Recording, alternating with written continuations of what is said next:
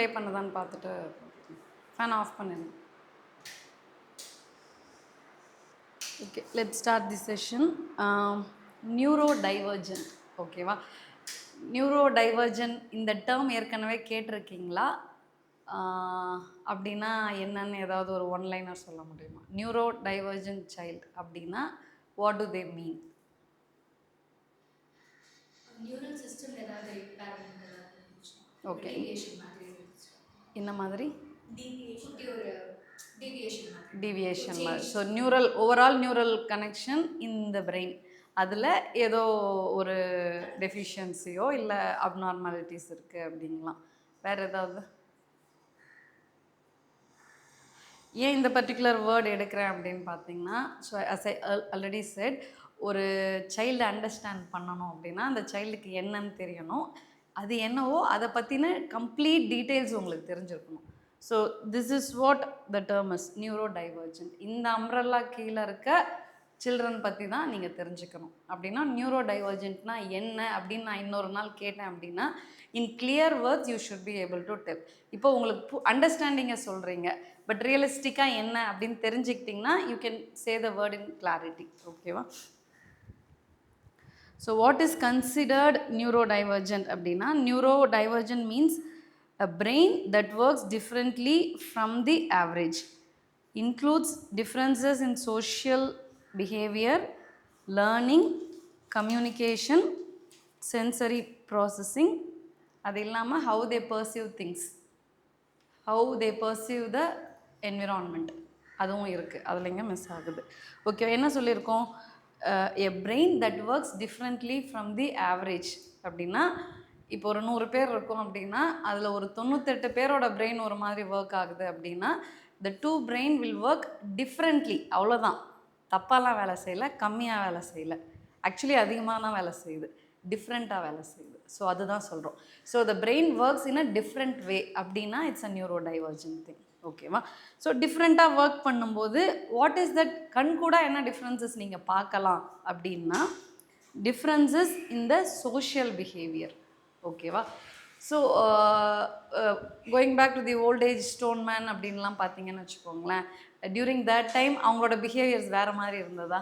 when they started, old age stone மேனோட behaviour வேறு மாதிரி இருக்குது, நடுவில் அப்புறம் வேறு மாதிரி இருந்தது, இப்போ கொஞ்சம் வேறு மாதிரி மாறி இருக்குது, இம்ப்ரூவ் ஆகிக்கிட்டே இருக்குது சோஷியல் பிஹேவியர். ஸோ இந்த நியூரோ டைவர்ஜென்ட் அப்படின்னு சொல்கிற இடத்துல அந்த சோஷியல் பிஹேவியர் வேறு மாதிரி இருக்கும், டிஃப்ரெண்ட்டாக இருக்கும். இங்கே டசன்ட் மீன், நான் திரும்ப திரும்ப சொல்கிறது, ஒரு டெஃபிஷியண்ட்டாக இருக்காது, டிசேபிள்டாக இருக்காது, டிஸார்டர் கிடையாது. However the behaviour will be different அப்படின்னு சொல்கிறேன். அந்த டிஃப்ரென்ஸ் அப்படிங்கிறது தான் நீங்கள் புரிஞ்சுக்கணும். இப்போ நீங்கள் ஒரு இடத்துல உங்களுக்கு உட்காரணும்னு தெரியுது, நீங்கள் உட்காடுறீங்க. ஆனால் நான் ஏன் ஒரு இடத்துல உட்காரணும்? உட்கார்றது எப்படி நார்மல்னு யாரை டிஃபைன் பண்ணினா? செகண்ட் ஹியூமன் தான் டிஃபைன் பண்ணியிருக்காங்க. 10 பேர் இருந்தால் அந்த இடத்துல நம்ம உட்காரணும்னு டிஃபைன் பண்ணது ஹியூமன். அவன் சொன்னதுக்காக என்னால் உட்கார முடியாது. என் brain it's questioning me why I should work sit in a place when every one is sitting. இதுதான் டிஃப்ரெண்ட் திங்கிங். அதனால தான் அவங்க ஒரு இடத்துல உட்கார மாட்டேங்கிறாங்க. So the brain thinks different way. அது எதில் தெரியும்னா, ஃபர்ஸ்ட் திங் சோஷியல் பிஹேவியரில் தான் தெரியும். ஓகேவா? ஸோ இப்போ நம்ம 2 பேர் பேசிகிட்டு இருக்கோம், நான் பொலைட்டாக நீங்கள் பேசும்போது நான் கேட்டுட்ருக்கேன். ஹவவர் நீங்கள் சொல்கிறதெல்லாம் எனக்கு கேட்கணுன்ட்டு இல்லை, நீங்கள் சொல்கிறது எனக்கு ஓவர்லோட் ஆகுது, என்னால் கேட்க முடியல, நான் நீங்கள் நிற்க மாட்டேன், நான் போயிடுறேன். It's another social behavior. So social பிஹேவியரில் you will see the difference. இது ஏன்னா பிரெயின் வேறு மாதிரி அந்த விஷயத்தை ப்ராசஸ் பண்ணுறதுனால அதோடைய ரெஸ்பான்ஸ் வேறு மாதிரி இருக்குது. ஸோ ஒன் திங் சொல்லிட்டேன்னா, ஸோ நியூரோ டைவர்ஜன்னா the way in which the brain behaves different. அது எது மூலியமாலாம் பார்க்கலாம் அப்படின்னா, ஃபர்ஸ்ட் திங் சோஷியல் பிஹேவியரில் தான் உங்களால் பார்க்க முடியும். Next learning. ஸோ லேர்னிங் டிசபிலிட்டின்னு சிலது சொல்லுவோம். ஓகேவா? மேக்ஸ் நான் உங்களுக்கு புரியும், அவங்களுக்கு புரியும், இவங்களுக்கு சுத்தமாக புரியாது. சயின்ஸ் இவங்களுக்கு புரியும், அவங்களுக்கு புரியும், அவங்களுக்கு சுத்தமாக புரியாது. ஸோ எல்லாருக்கும் இப்போ இது அந்த ஆவரேஜ் கேட்டகரி ஆஃப் ஹியூமனுக்கு எப்படின்னா, உட்கார வச்சு கிளாஸில் எடுத்து டியூஷனில் சொல்லி கொடுத்தா புரிஞ்சிடும். சிலவங்களுக்கு ஒரு 50 தடவை 100 தடவை எழுதுனா புரியும். சிலவங்களுக்கு கத்தி 10 தடவை அவங்களே சொல்லிக்கிட்டா புரியும். So the learning process differ ஆகும். ஸோ நான் என் பையனுக்கு சொல்லிக் கொடுக்கும்போது விஷுவல்ஸ் நிறையா யூஸ் பண்ணி பாயிண்ட் பண்ணி சொல்லிக் கொடுப்பேன். If you understand what language I speak, அந்த லாங்குவேஜில் நான் சொல்லிக் கொடுத்தா உங்களுக்கு புரிய போகுது. நான் பேசுகிற லாங்குவேஜ் உங்களுக்கு புரியல, அதை உங்களால் கனெக்ட் பண்ணிக்க முடியலன்னா அவங்க குழந்தைக்கு புரிகிற லாங்குவேஜில் நான் சொல்லிக் கொடுக்கணும். ஒன்றா ஜெஸ்டரில் சொல்லிக் கொடுப்பேன், இல்லாட்டி டயக்ராம் போட்டு வர சொல்லிக் கொடுப்பேன், இல்லை நிறைய பிக்சர்ஸ் பிரிண்ட் எடுத்து சொல்லிக் கொடுப்பேன். So the learning differs. ஒரு பியானோ ஆர் அ கீபோர்ட் ஒரு நியூரோ டைவர்ஜென்ட் கிட்க்கு நான் சொல்லிக் கொடுக்குறதும், நியூரோ டைவர்ஜென்ட் இல்லாமல் நியூரோ டிப்பிக்கல் சில்ட்ரனுக்கு நான் சொல்லிக் கொடுக்குறதும் ப்ராசஸ் வேறையாக இருக்கும். Because their learning style is different. So இதுதான் லேர்னிங்கில் டிஃப்ரென்ஸ் தெரியும் அப்படின்னு நம்ம சொல்கிறது. ஓகேவா? நம்பர் 3 என்ன சொல்லியிருக்கேன்? Difference in communication. இப்போ நான் உங்ககிட்ட பேசுகிறேன், ஒவ்வொருத்தரையும் ஒரே ஒரு டாப்பிக்கை கொடுத்துட்டு அதை பற்றி உங்கள் பக்கத்தில் இன்னொரு அடல்ட்டுக்கிட்ட பேசுங்கன்னு சொன்னால் ஒவ்வொருத்தருமே ஒவ்வொரு மாதிரி பேசுவீங்க. So that's the communication pattern. ஓகேவா? ஸோ ஒரு 10 பேருமே ஒரே மாதிரி இன்னொருத்தவங்க கிட்ட இன்ட்ராக்ட் பண்ண மாட்டீங்க, கம்யூனிகேட் பண்ண மாட்டீங்க. Similarly the average chunk of human and the differently thinking brain வேறு மாதிரி கம்யூனிகேட் பண்ணுவாங்க. ஓகேவா? ஸோ அவங்க கம்யூனிகேட் பண்ணுறதுலே தெரிஞ்சிடும் that is something is different in them. ஆனால் அது தப்பு கிடையாது. ஸோ அவங்க வே ஆஃப் கம்யூனிகேஷன் நமக்கு புரியலங்கிறது தான் பிரச்சனையே தவிர அவங்க கம்யூனிகேட் பண்ணுறது தப்பு கிடையாது. ஸோ உங்கள் மென்டலி திங்கிங் உள்ளே இருக்க ஜெனட்டிக்கே அந்த மாதிரி யோசிக்க ஆரம்பிக்கணுங்கிறதுக்கு தான் நான் ஒவ்வொரு ஸ்டேட்மெண்ட்டுக்கும் இதை ரிப்பீட் பண்ணுறேன். ஓகேவா? Next sensory processing. So sensory processing ரொம்ப ரொம்ப முக்கியம். இப்போ இந்த ஃப்ளோர் க்ளீனாக இருக்குது, விச் இஸ் குட். இதில் கொஞ்சம் மண்ணை தூவி விடுறேன்னு வச்சுக்கோங்களேன். 10 பேரும் நடக்கிறீங்கன்னா ஒரு 8 பேர் அதை கண்டுக்க மாட்டீங்க. ஒரு 2 பேர் என்ன மாதிரி ஆளுங்க எனக்கு மண் காலில் பட்டாலே ஒரு மாதிரி இருக்கும், உடனே போய் விளக்குமாறு எடுத்துகிட்டு வந்து தெரியுவேன். ஓகேங்களா? So this is sensory. So எனக்கு உடம்புல ஒரு 7 சென்சரி இருக்குது. நமக்கு படித்தது சினிமாலெலாம் சொன்னது 5. அது இல்லாமல் ப்ராப்ரியோசெப்ஷன், வெஸ்டிபுலார் அப்படின்னு 2 சென்சரி இருக்குது. காதுக்கு பின்னாடி ஒன்று இருக்குது, நம்ம ஜாயின்ஸ்லலாம் இருக்குது. இது நம்ம டிஃபால்ட்டாக நமக்கு எப்பயுமே இருந்துகிட்ருக்கோம். ஓகேவா? இந்த 7 சென்சரியும் இந்த நியூரோ டைவர்ஜென்ட் சில்ட்ரனுக்கு பார்த்திங்கன்னா ஒன்றா ரொம்ப அதிகமாக இருக்கும், இல்லைன்னா ரொம்ப கம்மியாக இருக்கும். விச் மீன்ஸ் இப்போ லைட், எனக்கு இந்த லைட் இருக்குன்னா எனக்கு இது அப்படியே பார்த்துக்கிட்டே இருக்கணும்னு தோணும். அதோட சீக்கிங் நிறையா இருக்கும். ஸோ அது one category, hyper and hypo அப்படின்னு சொல்லுவோம். இன்னொன்று பார்த்திங்கன்னா எனக்கு லைட் பார்த்தாலே கத்த ஆரம்பிச்சிருவேன் ஒரு மாதிரி பயங்கரமாக.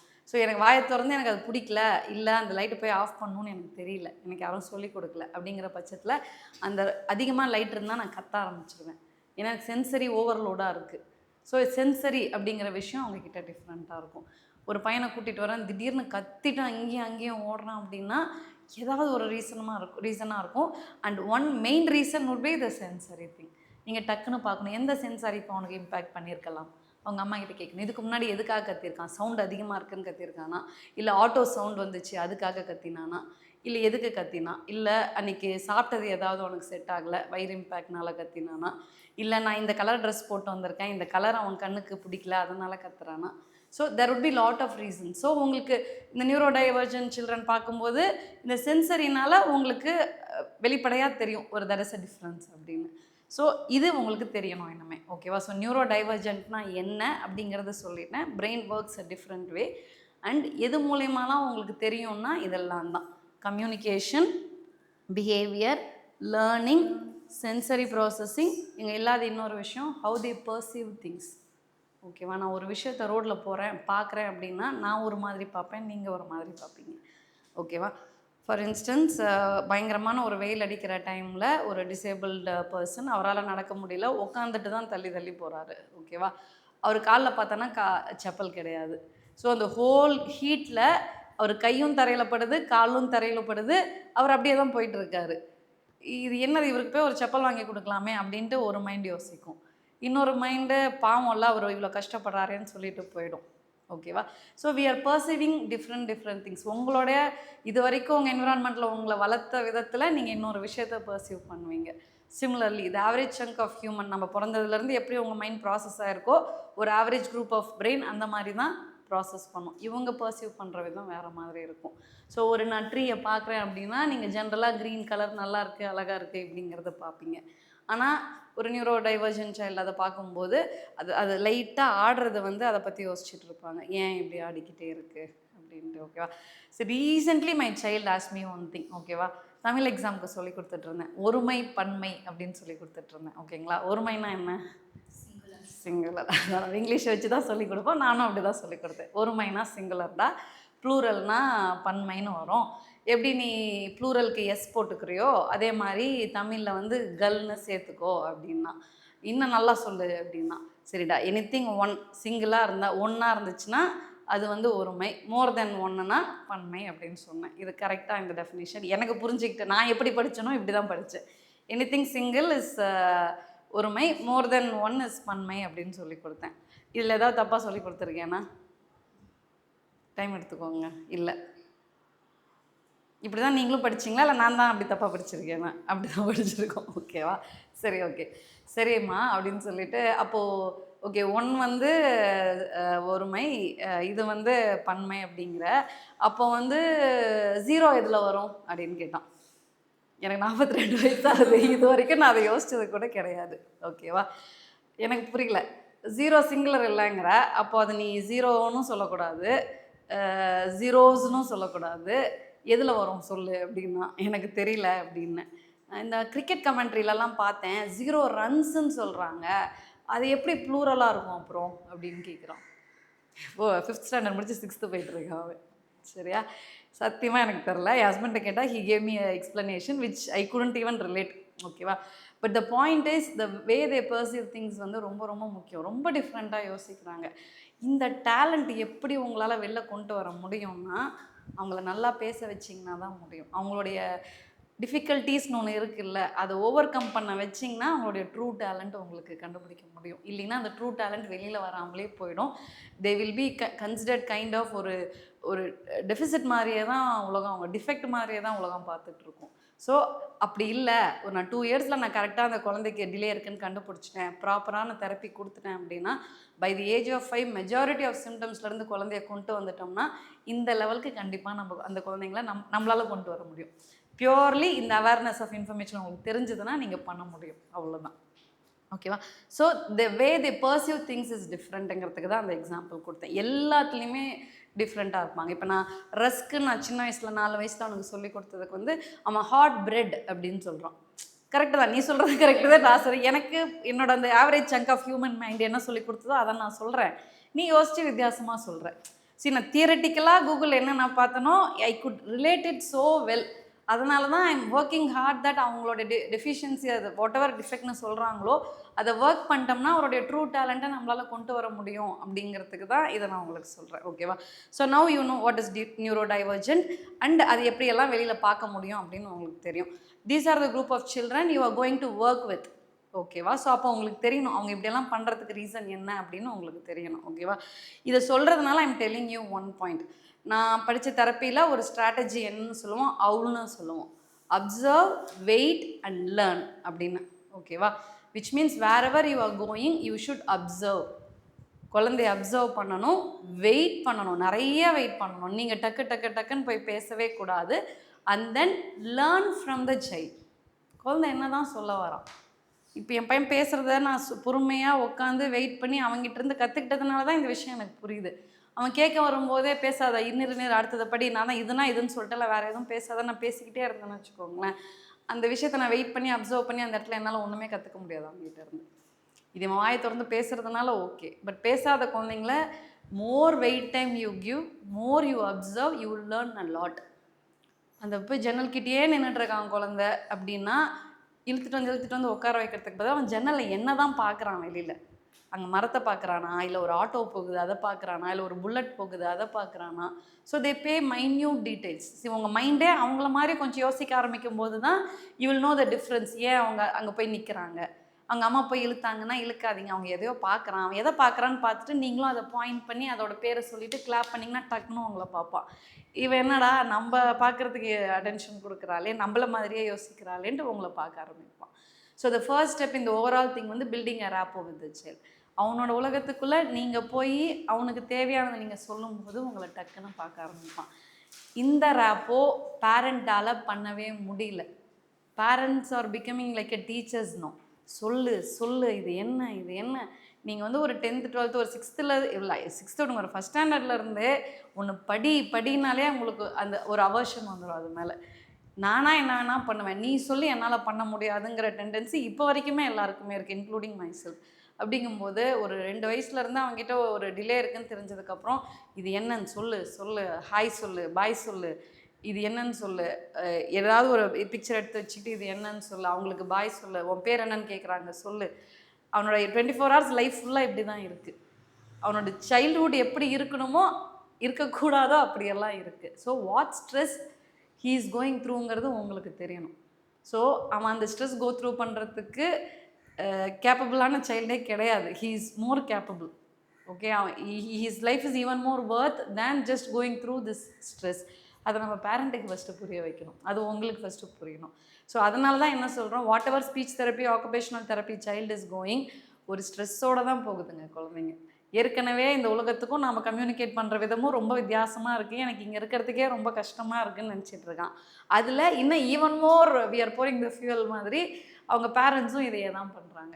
ஸோ உங்கள் ரோல் எல்லாம் இப்போ என்னோட அரண் வாலண்டியர்ஸ் யார் போனாலும் பேரண்ட் கிட்ட இருந்து வர ஒரு ஃபீட்பேக் என்னென்னா, டக்குன்னு அவங்க வாலண்டியர்ஸ் கூட ரேப்போ பில்ட் பண்ணிக்கிட்டான், அவங்க வந்தால் சந்தோஷமாக இருக்கான், சிரிக்கிறான் அப்படிங்கிறாங்க. ஸோ அந்த பேசிக் விஷயம் கூட அவங்களால இத்தனை நாள் கொடுக்கவே முடியல. Simply because I am getting in to the child's world. நான் போயிட்டு அவனுக்கு பிடிச்சமாக தான் நடந்துக்கிறேன். அதுக்காக நான் சொல்லிக் கொடுக்காமலாம் இல்லை, எப்படி சொல்லிக் கொடுக்கணும்னு நான் அவங்களுக்கு சொல்லிக் கொடுக்குறேன். பட் அவனோட வேர்ல்டில் போய் தான் சொல்லிக் கொடுப்பேன். அவன் பிளான்ட்டை பார்க்குறான்னா 100 நாள் உட்காந்து பிளான்ட்டுன்னு சொல்லிக்கிட்டே இருப்பேன். ஸோ விச் மீன்ஸ் நான் அந்த பிளான்ட் அவன் சொல்கிற வரைக்கும் நான் சொல்லிக்கிட்டே இருப்பேன், பிளான்ட்டை சொல்லுன்னு சொல்லவே மாட்டேன். ஓகேவா? So this is the difference. The modelling பண்ணுறோம் அப்படிங்கிறது தான் டிஃப்ரென்ஸ். ஓகேவா? So this is neurodivergent. Next பார்த்தீங்கன்னா, what do you need to know about the neurodivergent children அப்படின்னு பார்த்தீங்கன்னா, cultural habits like going to the temple or eating idli. Okay, இது என்னன்னு சொல்லிடுறேன். ஸோ இந்த சைல்டை பற்றி நீங்கள் என்ன தெரிஞ்சுக்கணும் அப்படின்னா, இப்போ என்னெல்லாம் டிஃப்ரென்ஸ், நியூரோ டைவர்ஜென்ட்னா என்ன அப்படிங்கிறதெல்லாம் சொல்லிட்டேன். ஸோ இதில் வந்து இப்போ உங்களே ஒரு எக்ஸாம்பிளாக எடுத்துக்கோங்க. ஓகேவா? எங்கள் அம்மா அப்பா இதெல்லாம் பண்ணிகிட்டு இருந்தாங்க, அதனால் நான் அதை பண்ணுறேன். எங்கள் அம்மா அப்பாவோட அம்மா அப்பா அது பண்ணிகிட்டு இருந்தாங்க, அதனால் எங்கள் அம்மா அப்பா பண்ணிகிட்டு இருக்காங்க அப்படின்னு சில விஷயம் இருக்குது இல்லையா? அதை யோசித்து ஆளுக்கு ஒவ்வொரு விஷயம் சொல்லுங்கள். நான் ஒரு விஷயம் சொல்கிறேன். எங்கள் அம்மா கோயிலுக்கு போனாங்க, அதனால் நான் கோயிலுக்கு போனேன். Initially when I was started going to temple, எங்கள் அம்மா காலைல இருந்து கோயிலுக்கு போவாங்க. ஸோ நானும் காலைல இருந்து குளிச்சுட்டு கோயிலுக்கு போனேன். இந்த மாதிரி தான் ஒரு ஜென்ரேஷனாக நிறைய விஷயம் கேள்வி கேட்காம பண்ணிகிட்ருக்கோம். ஸோ அந்த மாதிரி உங்கள் லைஃப்பில் எங்கள் அம்மா பண்ணாங்க, அதனால் நான் பண்ணிகிட்ருக்கேன், எங்கள் அப்பா வீட்டில் பண்ணுறேன், இல்லை எவனோ ஒருத்தன் பண்ணால் அதனால் நான் அதை பண்ணிகிட்ருக்கேன் அப்படின்னு ஒவ்வொரு விஷயம் சொல்லுங்களேன். டெய்லி குளிக்கிறது கூட வச்சுக்கலாம். It's not a human thing. பிறக்கும் போது யாருமே எழுதி வைக்கல. Whatever made are human made things தானே. ஸோ அந்த மாதிரி ஒவ்வொருத்தரும் ஒன்று ஃபன்னாக சொல்லுங்கள், எதுவும் வாட் எவர் இட் இஸ் எல்லோரும் பண்ணுறாங்கன்ட்டு தான் நான் இந்த விஷயம் பண்ணுறேன். சாப்பிட்றது கூட சொல்ல, ஆனால் நான் சொல்லிட்டேன் அதை, இப்போ அதெல்லாம் சொல்லக்கூடாது. சொல்லுங்கள், டிஃப்ரெண்ட்டாக யோசிச்சு சொல்கிறதுனால சொல்லுங்கள். Quick start.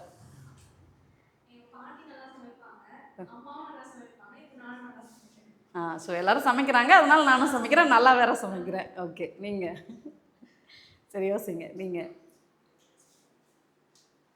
மம்மி வந்து எப்பவுமே வந்து லீவாக இருந்தாலும் சரி, ஒர்க் போகிறாங்க, காலையில் எழுந்த உடனே குளிச்சிடுறாங்க. ஸோ அதே மாதிரி நான் எழுந்த உடனே குளிச்சிடுறீங்க. வெரி குட், நல்ல எக்ஸாம்பிள். வேறு எங்கள் அம்மா காலையில் எழுந்தோடனே வாசல் பெருக்கி கோலம் போடுவாங்க. அதே மாதிரி நானும் காலையில் 6 o'clock அந்த டைம். ஏன் எதுக்குன்னு கேள்வியே கேட்கல, அவங்க பண்ணுறதுனால நீங்களும் பண்ணிடுறீங்க. இந்த மாதிரி தான் கேட்குறேன். சொல்லுங்கள், நீங்கள் யோசிச்சிட்டிங்களா?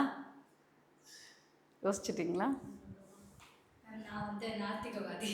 ஸோ அவங்க விபூதி வைப்பாங்க, குங்குமம் அது வைக்கணும், மேண்டேட்டரியாக அவங்க வழிவழியாக வந்தது. ஸோ அதனால் நான் வச்சுக்கிறேன். Even if it's not in my league, நான் அதை பண்ணுவேன். But it's not in your லீக்குங்கும் போது நீங்கள் டிஃப்ரெண்ட்டாக யோசிக்க ஆரம்பிச்சிட்டிங்கன்றதுல இருக்குது. ஓகேவா? So which is a good thing. But அதை மீறியும் சில விஷயம் அவங்கள மாதிரி இன்னும் நீங்கள் எதாவது பண்ணிகிட்டு இருப்பீங்க. ஓகேவா? வேறு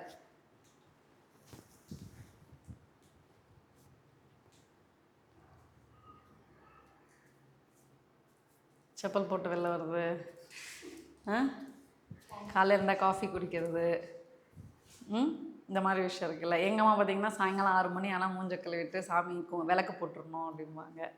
ஸோ இந்த மாதிரி நிறைய விஷயம். ஓகேவா? So when I asked a ABA therapist, நம்ம சைல்டுக்கும் மற்ற குழந்தைங்களுக்கும் என்ன டிஃப்ரென்ஸ்னால், ஒரு கோயிலுக்கு உங்கள் அம்மா போக சொன்னால் நீங்கள் கண்ணை மூடிட்டு போயிடுவீங்க. இவன் ஏன் போகணுன்னு கேட்பான், எதுக்கு போகணும் அப்படின்னு கேட்பாங்க. அதுதான் டிஃப்ரென்ஸ். ஓகேவா? இது மாதிரி each and every aspect of human திங்கை அவங்க கொஸ்டின் பண்ணுறாங்க. ஓகேவா? Because they are a child and they could not communicate in words, அதை வேறு மாதிரி எக்ஸ்ப்ரெஸ் பண்ணுறாங்க. அதனால் வித்தியாசமாக தெரியுறாங்க. So this is the difference.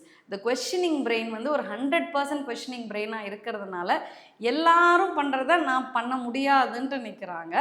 அப்படி பண்ண முடியாதுங்கிறதுனால they are facing lot of trouble. ஒரு ஸ்கூல் என்விரான்மெண்ட்டில் ஓகேவா, இவன் நோட் புக்ஸ் எடுத்து உள்ளே வைக்க மாட்டேங்கிறான், தூக்கி வெளியில் போட்டு போயிடுறான். ஏன்னா நம்ம உள்ளே வைக்கிறது தான் pretty much நார்மல்னு சொல்லி கொடுத்து வச்சுருக்கோம். ஸோ வெளியில் போடுறது தப்பு. சரி, டிசிப்ளின்ங்கிறதெல்லாம் வேறு விஷயம், அது தப்பு இல்லை. திஸ் இஸ் த ப்ரொசீஜர், நீ பண்ணால் நீட்டாக இருக்கும் அப்படின்னு நான் ஒரு ரீசனிங் சொல்லி புரிய வச்சுட்டேன்னா தே வில் டூ. அந்த ரீசனிங் நம்ம சொல்லி கொடுக்கணும்னா, நான் ரீசனிங்கில் சொல்லி கொடுக்குற ஒவ்வொரு வேர்ட்ஸோட அர்த்தம் குழந்தைக்கு புரியணும். நான் என் லாங்குவேஜில் சொல்லிவிட்டு, இப்போ உங்களுக்கு ஹிந்தி தெரியும், எனக்கு இங்கிலீஷ் தெரியும்னா, நான் இங்கிலீஷில் ஃபுல்லாக சொன்னால் உங்களுக்கு அது புரியுமா? ஹிந்தியில் சொல்லணும், ஹிந்தியும் எனக்கு தெரியாது. அப்போ நான் ஜெஸ்டரில் சொல்லலாம். அப்போ ஜெஸ்டரில் சொல்லும்போது இப்படி எடுக்கும்போது இப்படி இருக்கும் அப்படின்னு நான் சொன்னேன்னா, ஓ நல்லாயிருக்கும் போல இருக்கு, அதனால் எடுத்து வைக்க சொல்கிறாங்க அப்படின்னா எடுத்து வைப்பாங்க. சரி, என்னோடய சைல்டுக்கிட்ட இன்னமும் நான் ஃபேஸ் பண்ணுறது தான். ரீசனிங்கோடு நான் ஒரு விஷயம் சொன்னால் மட்டும்தான் அப்படின்னு சொல்லிட்டு போவான். சரியா? இப்போ கூட சொல்லுவேன், நான் எங்கள் வீட்டில் even the 10th 12th standard children at my home, the previous ஜென்ரேஷன்லாம் அவங்க அம்மா அப்பா என்ன சொல்கிறாங்களோ அப்படின்னு உடனே சொல்லிட்டு போயிடுவாங்க. However I have to give a logical reason for that whatever he is doing no. இப்போ அவனுக்கு வந்து ஸ்போர்ட்ஸ் ஜெர்சி போட்டுக்க பிடிக்குது அப்படின்னா நாள் ஃபுல்லாக அதுதான் போட்டுக்கணுங்கிறான். நான் ஸ்போர்ட்ஸ் விளையாடும்போது மட்டும்தான்டா அதை போடணும், ஏன் போடணும்? எனக்கு அது பிடிச்சிருக்கு, நாள் ஃபுல்லாக நான் போடுறேன் அப்படிங்கிறான். ஒரு 30 to 40% of human are like that now. உங்களுக்கே தெரியும், நிறைய ஒரு பர்சனாலிட்டிஸ் பார்த்துருப்பீங்க, அவங்களுக்குன்னு ஒரு இதை வச்சுக்கிட்டு அவங்க தான் பண்ணுவாங்க. பட் அந்த சீசனில் டிஜிட்டல் இன்ட்ரப்ஷன்ஸ் ரொம்ப கிடையாது. அதனால் இந்த கம்யூனிகேஷன் பேரியர்லாம் இல்லாமல் வெளில வந்துட்டாங்க. சுற்றி முற்றி இருக்கவங்க பேசி பேசி அந்த குறை இல்லாமல் வெளில வந்துட்டாங்க. இப்போது அந்த வளர்கிற டைமில் அந்த டிஜிட்டல் மீடியா கொடுத்ததுனால இவங்களுக்கு ஏற்கனவே கம்யூனிகேஷன் டிஃபிகல்ட்டி இருக்கிறது இன்னுமே ப்ராப்ளம் ஆகிடுது. ஸோ அதனால் வேறு மாதிரி போயிடுறாங்க. This autism, ADHD and all were there for a long time. இன்னமும் நிறைய பேர் அப்படியோட தான் இருக்காங்க. பட் அதுக்கு உண்மையான மெடிசன் என்ன? நிறைய பீப்புள் இன்ட்ராக்டிங் வித் தெம் தான் மெடிசன். அது நேச்சுரலி நம்ம என்விரான்மெண்ட்டில் முன்னாடி இருந்துச்சு, இப்போ நேச்சுரலி இல்லை. ஸோ 10 பேர் நம்ம ரூமில் இருந்தாலும் 10 பேரை ஃபோனை வச்சுட்டு தனித்தனியாக தான் உட்காந்துட்டு இருக்கோம். பீயிங் அன் அடல்ட்டே அப்படிங்கும்போது ஒரு க்ரோயிங் பிரெயினுக்கு உண்டான கம்யூனிகேஷன், இன்ட்ராக்ஷன் ஒரு 4 மாதத்துக்கு அப்புறம் குழந்தையோட எத்தனை பேர் இருக்கோம்னா ஒருத்தர் தான் இருப்பாங்க. அப்புறம் எப்படி அந்த குழந்தையோட ப்ராப்ளம் சரியாகும்? மெடிசனே 10 பேர் பேசுகிறது தான். அது நேச்சுரலி முன்னாடி இருந்தது, இப்போது இல்லை. அப்படிங்கிறதுனால தான் ரீசன்ட் டேஸில் நிறைய ஆக்குபேஷனல் தெரப்பி சென்டர்ஸ், நிறைய ஸ்பீச் தெரப்பி சென்டர்ஸ், நிறைய விர்ச்சுவல் ஆட்டிசம் கேசஸ்லாம் வந்ததுக்கு ரீசன் டிஜிட்டலும் ஒன் ஆஃப் தி ரீசன். முன்னாடியும் இருந்தது, இப்பயும் இருந்தது. பட் வெளிப்படையாக நிறைய கண்கூடாக தெரியறது because of the phones and screen time தான். ஓகேவா? க்ரோயிங் பிரெயின் கிட்ட போய் டிவியும் ஃபோனும் காமிக்கும்போது நான் ஒன் சைடு இன்ட்ராக்ஷன் பண்ணால் போதும், அதாவது என்னோடய ஆப்போசிட்டில் இருக்கவங்க மட்டும் இன்ட்ராக்ட் பண்ணால் போதும், நான் சும்மா இருந்தால் போதும் அப்படின்னு தான் பிரெயினுக்கு 4 மாதத்துலேருந்தே சொல்லி கொடுக்குறோம். It's a brain will be kind of a jelly. அந்த இடத்துல நீங்கள் எப்படி மோல்டு பண்ணுறீங்களோ அப்படி மோல்ட் ஆகி தான் வெளியில் வரப்போகுது. Any one for that matter. நான் உங்களை தனியாக கூட்டிகிட்டு போய் 1 வருஷம் வச்சுக்கிட்டு உங்கள் மைண்டை எப்படி நான் மோல்டு பண்ணுமோ என்னால் பண்ண முடியும். இது அடல்ட் பிரெயினையே சொல்கிறேன் நான். அதுக்குண்டான சுச்சுவேஷன் அமைச்சு, அதுக்குண்டான ரொட்டீனாக ஒரு விஷயத்தை பண்ணிட்டு ஒரு மாதம் ஒருத்தர் 1 மணி நேரம் 6 to 7 உங்ககிட்ட டெய்லி பேசிகிட்டு இருக்காங்க. அந்த 1 மாதம் முடித்து அடுத்த நாள் பேசலைன்னா உங்கள் பிரெயின் டக்குன்னு அதுக்கு என்னடா இல்லையேன்னு சொல்லிட்டு ஷிவர் ஆக ஆரம்பிச்சிடும். That's the thing. அப்படி ஒரு அடல்ட் பிரெயினே இட்ஸ் கெட்டிங் டு அ ரொட்டீன்ங்கும்போது வளராத பிரெயின், அப்போ தான் மோல்டாக இருக்கிற பிரெயினை போய் நம்ம டிவி ஃபோன் கொடுத்துட்டு ஒரு இன்ட்ராக்ட் பண்ணாமல் அந்த பிரெயினோடைய டிக்ஷனரியே மாற்றுறோம். ஸோ இது தெர் இஸ் அ கார்ப்பரேட், இந்த சிலிக்கான் வேலியில் நிறைய மைண்ட்ஸ் இதுக்கெல்லாம் ஒர்க் பண்ணிகிட்டு இருக்காங்கங்கிறாங்க. அதாவது நம்மளுடைய ஒரிஜினல் ட்ரூ டேலண்ட் வெளியில் வர முடியாமல் என்னெல்லாம் பண்ணலாம், அதுதான் ஏற்கனவே பண்ணிகிட்டு இருக்காங்க. நான் ஃபோன் டிவியெல்லாம் இல்லைன்னா என்னோடய பிரெயினோட குவாலிட்டி இன்னும் நல்லாவே இருந்தது. எங்கள் ஜென்ரேஷனோட brain and quality was better, lot better then the current generation. Next generation இன்னுமே குவாலிட்டி கம்மியாக இருக்கும். எல்லாத்துக்குமே ChatGPT, AI போய் கேட்டு நம்ம யோசிக்கிறதே இல்லை எந்த விஷயத்தையுமே. நாங்கள்லாம் முட்டி மோதி யோசித்து தான் எல்லாத்தையுமே க்ரியேட் பண்ணோம். ஸோ இந்த பிரெயினோட கம்ப்ளீட் யூட்டிலைசேஷனை பண்ணாமலே வந்துட்டு இருக்கும். ஸோ அதனாலேயே இந்த ASD, ஆட்டிசம், ADHD கேசஸ்லாம் இன்னும் நிறையா இருக்குதுன்னு சொல்ல வரேன். இது ஏன் நான் உங்ககிட்ட சொல்கிறேன் அப்படின்னா, everything what I say has underlying reason behind it. நீங்கள் ஒரு பிறந்த குழந்தைய புதுசாக போய் பார்க்குறீங்க, யாரோ உங்கள் ஃபேமிலி சர்க்கிளில், ஃப்ரெண்ட்ஸ் சர்க்கிளில் ஒருத்தவங்களுக்கு குழந்தை பிறக்குதுன்னா உங்களுக்கு கிளியராக ஒரு பாயிண்ட் நீங்கள் சொல்ல வேண்டியது, ஒரு 4 மாதத்துலேருந்து 2 வயசு வரைக்கும் ஃபோன் டிவி காமிக்காதீங்க. கிளியராக சொல்லிடுங்க. சாப்பிடும்போது காமிக்காதீங்க. இது அவங்க என்ன வேணால் நினச்சிட்டு போகிறாங்க. You are playing a good role in the child's life, அதை மட்டும் நினச்சிக்கோங்க. அந்த பொண்ணு அப்போ சொல்லிச்சு காமிக்கக்கூடாதுன்ட்டு, அதனால் இப்போ இவன் லைட்டாக பேசாமல் இருக்கானா, சரி காமிக்க வேண்டாம். இப்படி ஒரு விஷயம் இருக்குது, இப்படி பண்ணால் ஸ்பீச் இஷ்யூ வரும், நம்ம நெகட்டிவாக சொல்கிறேன்னு அவங்க நினச்சிக்கிட்டாலும் பரவாயில்ல, ஆனால் சொல்லிவிடுங்க. ஏன்னா நான் அந்த மாதிரி சொல்லி நிறைய குழந்தைங்க இப்போ நல்லா வந்திருக்காங்க. வர்ச்சுவல் ஆட்டிசம்ங்கிறது வருது, ஓகேவா? நாட் த பிறக்கும் போதே டெஃபிசிட் இல்லாமல் வர்ச்சுவலி இன்டியூஸ்டு ஆட்டிசம்னே டேர்ம் இப்போ நிறையா வந்துட்டு இருக்கு. ஸோ இதை நீங்கள் சொல்லுங்கள். ஓகேவா?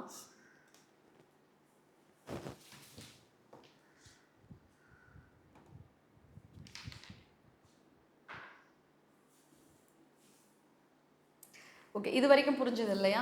ஸோ ஏன் டிஃப்ரெண்ட்னு சொல்கிறோம் அப்படிங்கிறதெல்லாம் இப்போ நான் ஹோல் செஷன் ஃபுல்லாக சைல்டை பற்றி மட்டும் எடுக்கிறதுக்கு ரீசன், இந்த சைல்டை தான் நீங்கள் ஹேண்டில் பண்ண போகிறீங்க. அவங்களுக்கு என்ன தெரப்பி சொல்கிறதெல்லாம் சும்மா அகாடமிக்ஸாக படிச்சுக்கிற விஷயம் தான். பட் இதுதான் உங்களுக்கு முக்கியமாக தேவைங்கிறதுனால தான் ஃபஸ்ட்டு செஷனில் இதான் நிறையா சொல்கிறேன். ஓகேவா? அவங்களுடைய பிஹேவியர் டிஃப்ரெண்ட்டாக இருக்கும்னு சொன்னேன். சென்சரி ப்ரிஃபரன்ஸ் டிஃப்ரென்ஸாக இருக்கும். ஒவ்வொரு குழந்தைக்குமே சென்சரி, இப்போ நான் ஒரு 1000 குழந்தை எடுத்து 1000 குழந்தைக்கும் ஆட்டிசம் அப்படின்னு டயக்னோஸ் பண்ணியிருந்தாலும் ஒவ்வொரு குழந்தைக்கும் சென்சரி வேறு மாதிரி இருக்கும். அவங்க வேறு மாதிரி அதை எக்ஸிபிட் பண்ணுவாங்க. இப்போ என் பையன் பார்த்தீங்கன்னா சின்ன வயசில் ஃபேன் சுற்றுச்சுன்னா இப்படி போய் நின்றுட்டு இப்படியே பார்த்துட்ருப்பான். லிட்ரலி பார்த்துட்ருப்பான். He feel so good looking at a thing rotating or spinning. இல்லைன்னா ஒரு பாக்ஸ் எடுத்து இப்படி சுற்றி விட்டுட்டு இப்படியே பார்த்துட்ருப்பான். லிட்ரலி பார்த்துட்ருப்பான். அண்ட் கையை இப்படி ஆட்டி இப்படி பார்த்துட்டே இருப்பான். ஏன்னா இப்படி ஆட்டும் போது ஒரு இமேஜ் மூவ் ஆகுது இல்லையா, அது எனக்கு பிடிச்சிருக்கு. ஸோ இதெல்லாம் தான் பிஹேவியர்ஸ். நீங்கள் நெட்டில் போய் பார்க்கணும் என்னென்ன சென்சரி பிஹேவியர்ஸ் இருக்குது ஆட்டிசம் சில்ட்ரனுக்கு. நீங்கள் ஒரு 100 பார்த்து வச்சுக்கிட்டிங்கன்னா நீங்கள் பார்க்குற குழந்தைங்கிட்டலாம் அது அங்கங்கே இருக்கும். உங்களுக்கு தெரியும், ஓ இந்த சென்சார் இருக்குது போல இருக்குது, அதனால் இப்படி பண்ணுது. ஸோ எனக்கு விஷுவலாக எனக்கு நல்லா பார்க்கணுன்ட்டு இருக்குது நிறையா. அப்படிங்கும்போது விஷுவலாக இப்போ நீங்கள் ஜென்ரலியே இந்த பிரச்சனை இல்லாத ஒரு பர்சன் எடுத்துக்கோங்களேன், நான் இப்படி காலை ஆட்டிகிட்டே இருப்பேன். ஏன்னா எனக்கு அது பிடிச்சிருக்கு. இல்லை நான் ஒரு செயினை வச்சு ஆட்டிக்கிட்டே இருப்பேன். இதெல்லாம் நம்ம ஜென்ரலி பண்ணுறது தான். பட் நான் நல்லா பேசுகிறேன், கம்யூனிகேட் பண்ணுறேங்கிறதுனால அது தப்பாக தெரிய மாட்டேங்குது. இது அவங்களுக்கு சின்ன வயசுலேயே இருக்குங்கிறது தான் ப்ராப்ளம். ஸோ இந்த 2 டேர்ம் உங்களுக்கு நல்லா தெரியணும். Behaviour therapy, behaviour issues and sensory preference. Sensory அப்படிங்கிற ஒரு விஷயம் இருக்குது. ஸோ எனக்கு எந்த ஒரு டெஃபிசிட்னாலும் அதுக்கு ஒரு கரஸ்பாண்டிங் தெரப்பி இருக்குது இல்லையா? அது மாதிரி சென்சரி ப்ரிஃபரன்ஸ்க்கு மெயினாக நீங்கள் தெரிஞ்சுக்க வேண்டியது, அவனுக்கு அது அதிகமாக இருக்கா கம்மியாக இருக்கா. அந்த 5 உங்களுக்கு தெரிஞ்ச 5 இருக்குது இல்லையா? விஷுவலாக பார்க்குறது, டச்சு, டேஸ்ட்டு, சவுண்டு, ஸ்மெல்லு. இது வந்து இப்போ நான் கிச்சனில் ஒரு ஸ்மெல் வந்து எனக்கு பிடிக்காமல் இருக்கும், பயங்கரமாக கத்துறேன். ஒரு குழந்த மிக்ஸி ஆன் பண்ணனா பயங்கரமாக கத்தும், அந்த சவுண்டு பிடிக்காம. ஓகேவா? அண்டு ஸ்பின் டாப் அந்த பம்பரம் சுற்றும் போது மியூசிக்கோட சவுண்ட் வந்ததுன்னா ஒரு குழந்தை கத்தும். சில குழந்தை அதை நல்லா பார்த்துக்கிட்டே இருக்கும். ஸோ இதெல்லாம் தான் சென்சரி ப்ரிஃபரன்ஸுங்கிற வேர்டு. அப்படின்னா என்னன்னு உங்களுக்கு இனிமேல் யாராவது கேட்டால் உங்களுக்கு தெரியணும் அப்படிங்கிறது தான் அது. நெக்ஸ்ட் வந்து பிஹேவியர் இஷ்யூஸ் இருக்கும் அப்படிங்கிறத தெரிஞ்சுக்கோங்க. அவங்க பண்ணுறது ஒவ்வொன்றும் பிஹேவியர்னால் நீங்கள் செஷனில் ஹவுஸ் விசிட் போகும்போது அந்த பிஹேவியரை நோட் பண்ணி வச்சுக்கோங்க. அந்த பிஹேவியர் நோட் பண்ணிவிட்டு எங்கிட்ட மேம் இந்த பிஹேவியர் வந்தது, இதுக்கு நான் எப்படி ரெஸ்பாண்ட் பண்ணணும், பேரண்ட் எப்படி ரெஸ்பாண்ட் பண்ணணும். ஸோ சென்சரிக்கு வரேன். பிஹேவியர்னால் எப்படி நான் முன்ன சொன்னேன் இல்லையா, குழந்தைய யாராவது பிறந்த குழந்தை பார்த்தீங்கன்னா ஃபோன் டிவி காமிக்காதீங்கன்ட்டு. இன்னொரு ஹைலைட்டட் பாயிண்ட் என்னென்னா, இது எழுதி வச்சுக்கோங்க. பிஹேவியர் இஷ்யூ வந்து ரிசால்வ் பண்ணணும் ஒரு குழந்தைக்குன்னா அது 360 டிகிரி இக்னோர் பண்ணணும். ஓகேவா? அதாவது நான் அவன் கையில் ஃபோன் இருக்குது, டக்குன்னு பிடுங்குறேன், கீழே உளுந்து புரண்டு அலறான் அப்படின்னா அழாத அப்படின்னு போய் கொடுக்கறது தப்பு. அந்த இடத்துல நான் என்ன பண்ணுறேன், இமீடியட்லி ஒரு பிஹேவியருக்கு அட்டென்ஷன் கொடுக்குறேன். கரெக்டாக? அப்படி கொடுக்கும்போது கத்தினா கிடச்சிரும். எந்த பிறந்த குழந்தையும் ஃபஸ்ட்டு கற்றுக்கிற விஷயம் இதுதான். கத்தனா இந்த உலகம் நமக்கு ரெஸ்பாண்ட் பண்ணுது, நம்ம கத்துவோம், நமக்கு வேணுங்கிறது கிடச்சிரும் அப்படிங்கிறது. ஸோ இந்த ஏஎஸ்டி ஆட்டிசம் ஸ்பெக்ட்ரம் டிஸார்டரை இன்னொரு வெர்ஷனாக இன்னொரு காம்பனன்ட் பார்த்திங்கன்னா ஏடிஹெச்டின்னு சொல்லுவோம். Attention deficit hyper active disorder. ஓகேவா? இந்த பசங்க 2 படத்தில், சூர்யா படத்தில் வரும்ல, ஏடிஹெச்டி சில்ட்ரன் அப்படிங்கிற மாதிரி. ஸோ அதுதான் அது. அட்டென்ஷன் டெஃபிசிட் என்னென்னா, என் மைண்டுக்கு அட்டென்ஷன் நிறையா தேவைப்படுது, அதுக்காக நான் என்ன வேணால் பண்ணுவேன். போயிட்டு பேனா வெளில தூக்கி போடுவேன். அப்போ நீ டக்குன்னு எனக்கு அட்டென்ஷன் கொடுப்பேன், அதனால நான் தூக்கி போடுறேன். So attention deficit. ஸோ அது மாதிரி நான் இண்டிவிஜுவலாக தனித்தனியாக சொல்லி கொடுக்குறேன். பட் என்ன ஓவராலாக நீங்கள் தெரிஞ்சுக்கணும் அப்படின்னா, பிஹேவியர்னு வரும்போது ஆஸ் அ பேரண்ட் அவங்க ஒரு 360 டிகிரி இக்னோர் பண்ணால் தான் சரி பண்ண முடியும். உடனே டக்குன்னு பேரண்ட் கேட்பாங்க, எப்படி அந்த பிஹேவியர் கண்டுக்காமலே இருந்துட்டா அந்த பிஹேவியர் எப்படி போகும் அப்படிம்பாங்க. அதுக்கு உங்களுக்கு ஒரு ஆன்சர் தெரியணும் இல்லையா? அது நான் தனியாக சொல்லி கொடுக்குறேன். But however this is the thing which you need to no. ஒரு பிஹேவியரை 360 டிகிரி இக்னோர் பண்ணால் மட்டும்தான் அந்த பிஹேவியர் சரியாகும். பாயிண்ட் 1. இன்னொன்று, அதை பண்ணாதன்னு சொல்கிறதுனால 200% அவன் பண்ணாமல் இருக்கவே மாட்டான். இது ரிட்டன் திங், ரிசர்ச்சில் கண்டுபிடிச்ச விஷயம். ஓகேவா? அதாவது விரலை கடிக்காத, நகத்தை கடிக்காதன்னா கடைசி வரைக்கும் அவன் கடிச்சிட்டே தான் இருப்பான். ஏன்னா அந்த விஷயம் நீ கடிக்காதன்னு சொல்கிறத அவனை கடிக்க வைக்கிறதுக்கு நம்ம ரிமைண்டராக தான் அந்த மெசேஜ் பிரெயினுக்கு போயிட்டுருக்குது. நீ விரலை கடிக்காதன்னு சொல்கிறதுக்கு பதிலாக விரலை தைஸில் வச்சுக்கோ, விரலை வச்சு கிளாப் பண்ணு, கையை வச்சு கிளாப் பண்ணுன்னா அந்த விஷயம் மைண்டில் உட்காரும். அவனே மறந்து ஏதோ ஞாபகத்தில் சும்மா தான் வச்சிட்டு இருக்கான், கடிக்காதன்னு கடிச்சிட்டு இருக்கோம். ஓகே, அப்படின்னு நம்ம அதை ரிமைண்ட் பண்ணுறோமா, it's a psychology thing. So பிஹேவியராக நம்ம ஒரு விஷயத்தை நிறுத்தணும்னா அதை நோ நோ நோன்னு சொல்கிறது, நோங்கிற விட அந்த நோக்கு பக்கத்தில் என்ன வார்த்தை சொல்கிறோமோ அதுதான் மைண்டில் உட்காந்துட்டே இருக்குமா. ஸோ அதனால் ஒரு விஷயம் நோன்னு சொல்கிறதுனால அந்த விஷயம் சரி பண்ணவே முடியாதுன்னு ரிசர்ச்சில் சொல்லியிருக்காங்க மேம். தயவு செஞ்சு டோன்ட் சொல்லாதீங்க. இன்ஸ்டட் ஒன்றா இக்னோர் பண்ணுங்கள், இல்லை அந்த இடத்துல வேறு என்ன பண்ணணுமோ அதை சொல்லுங்கள்.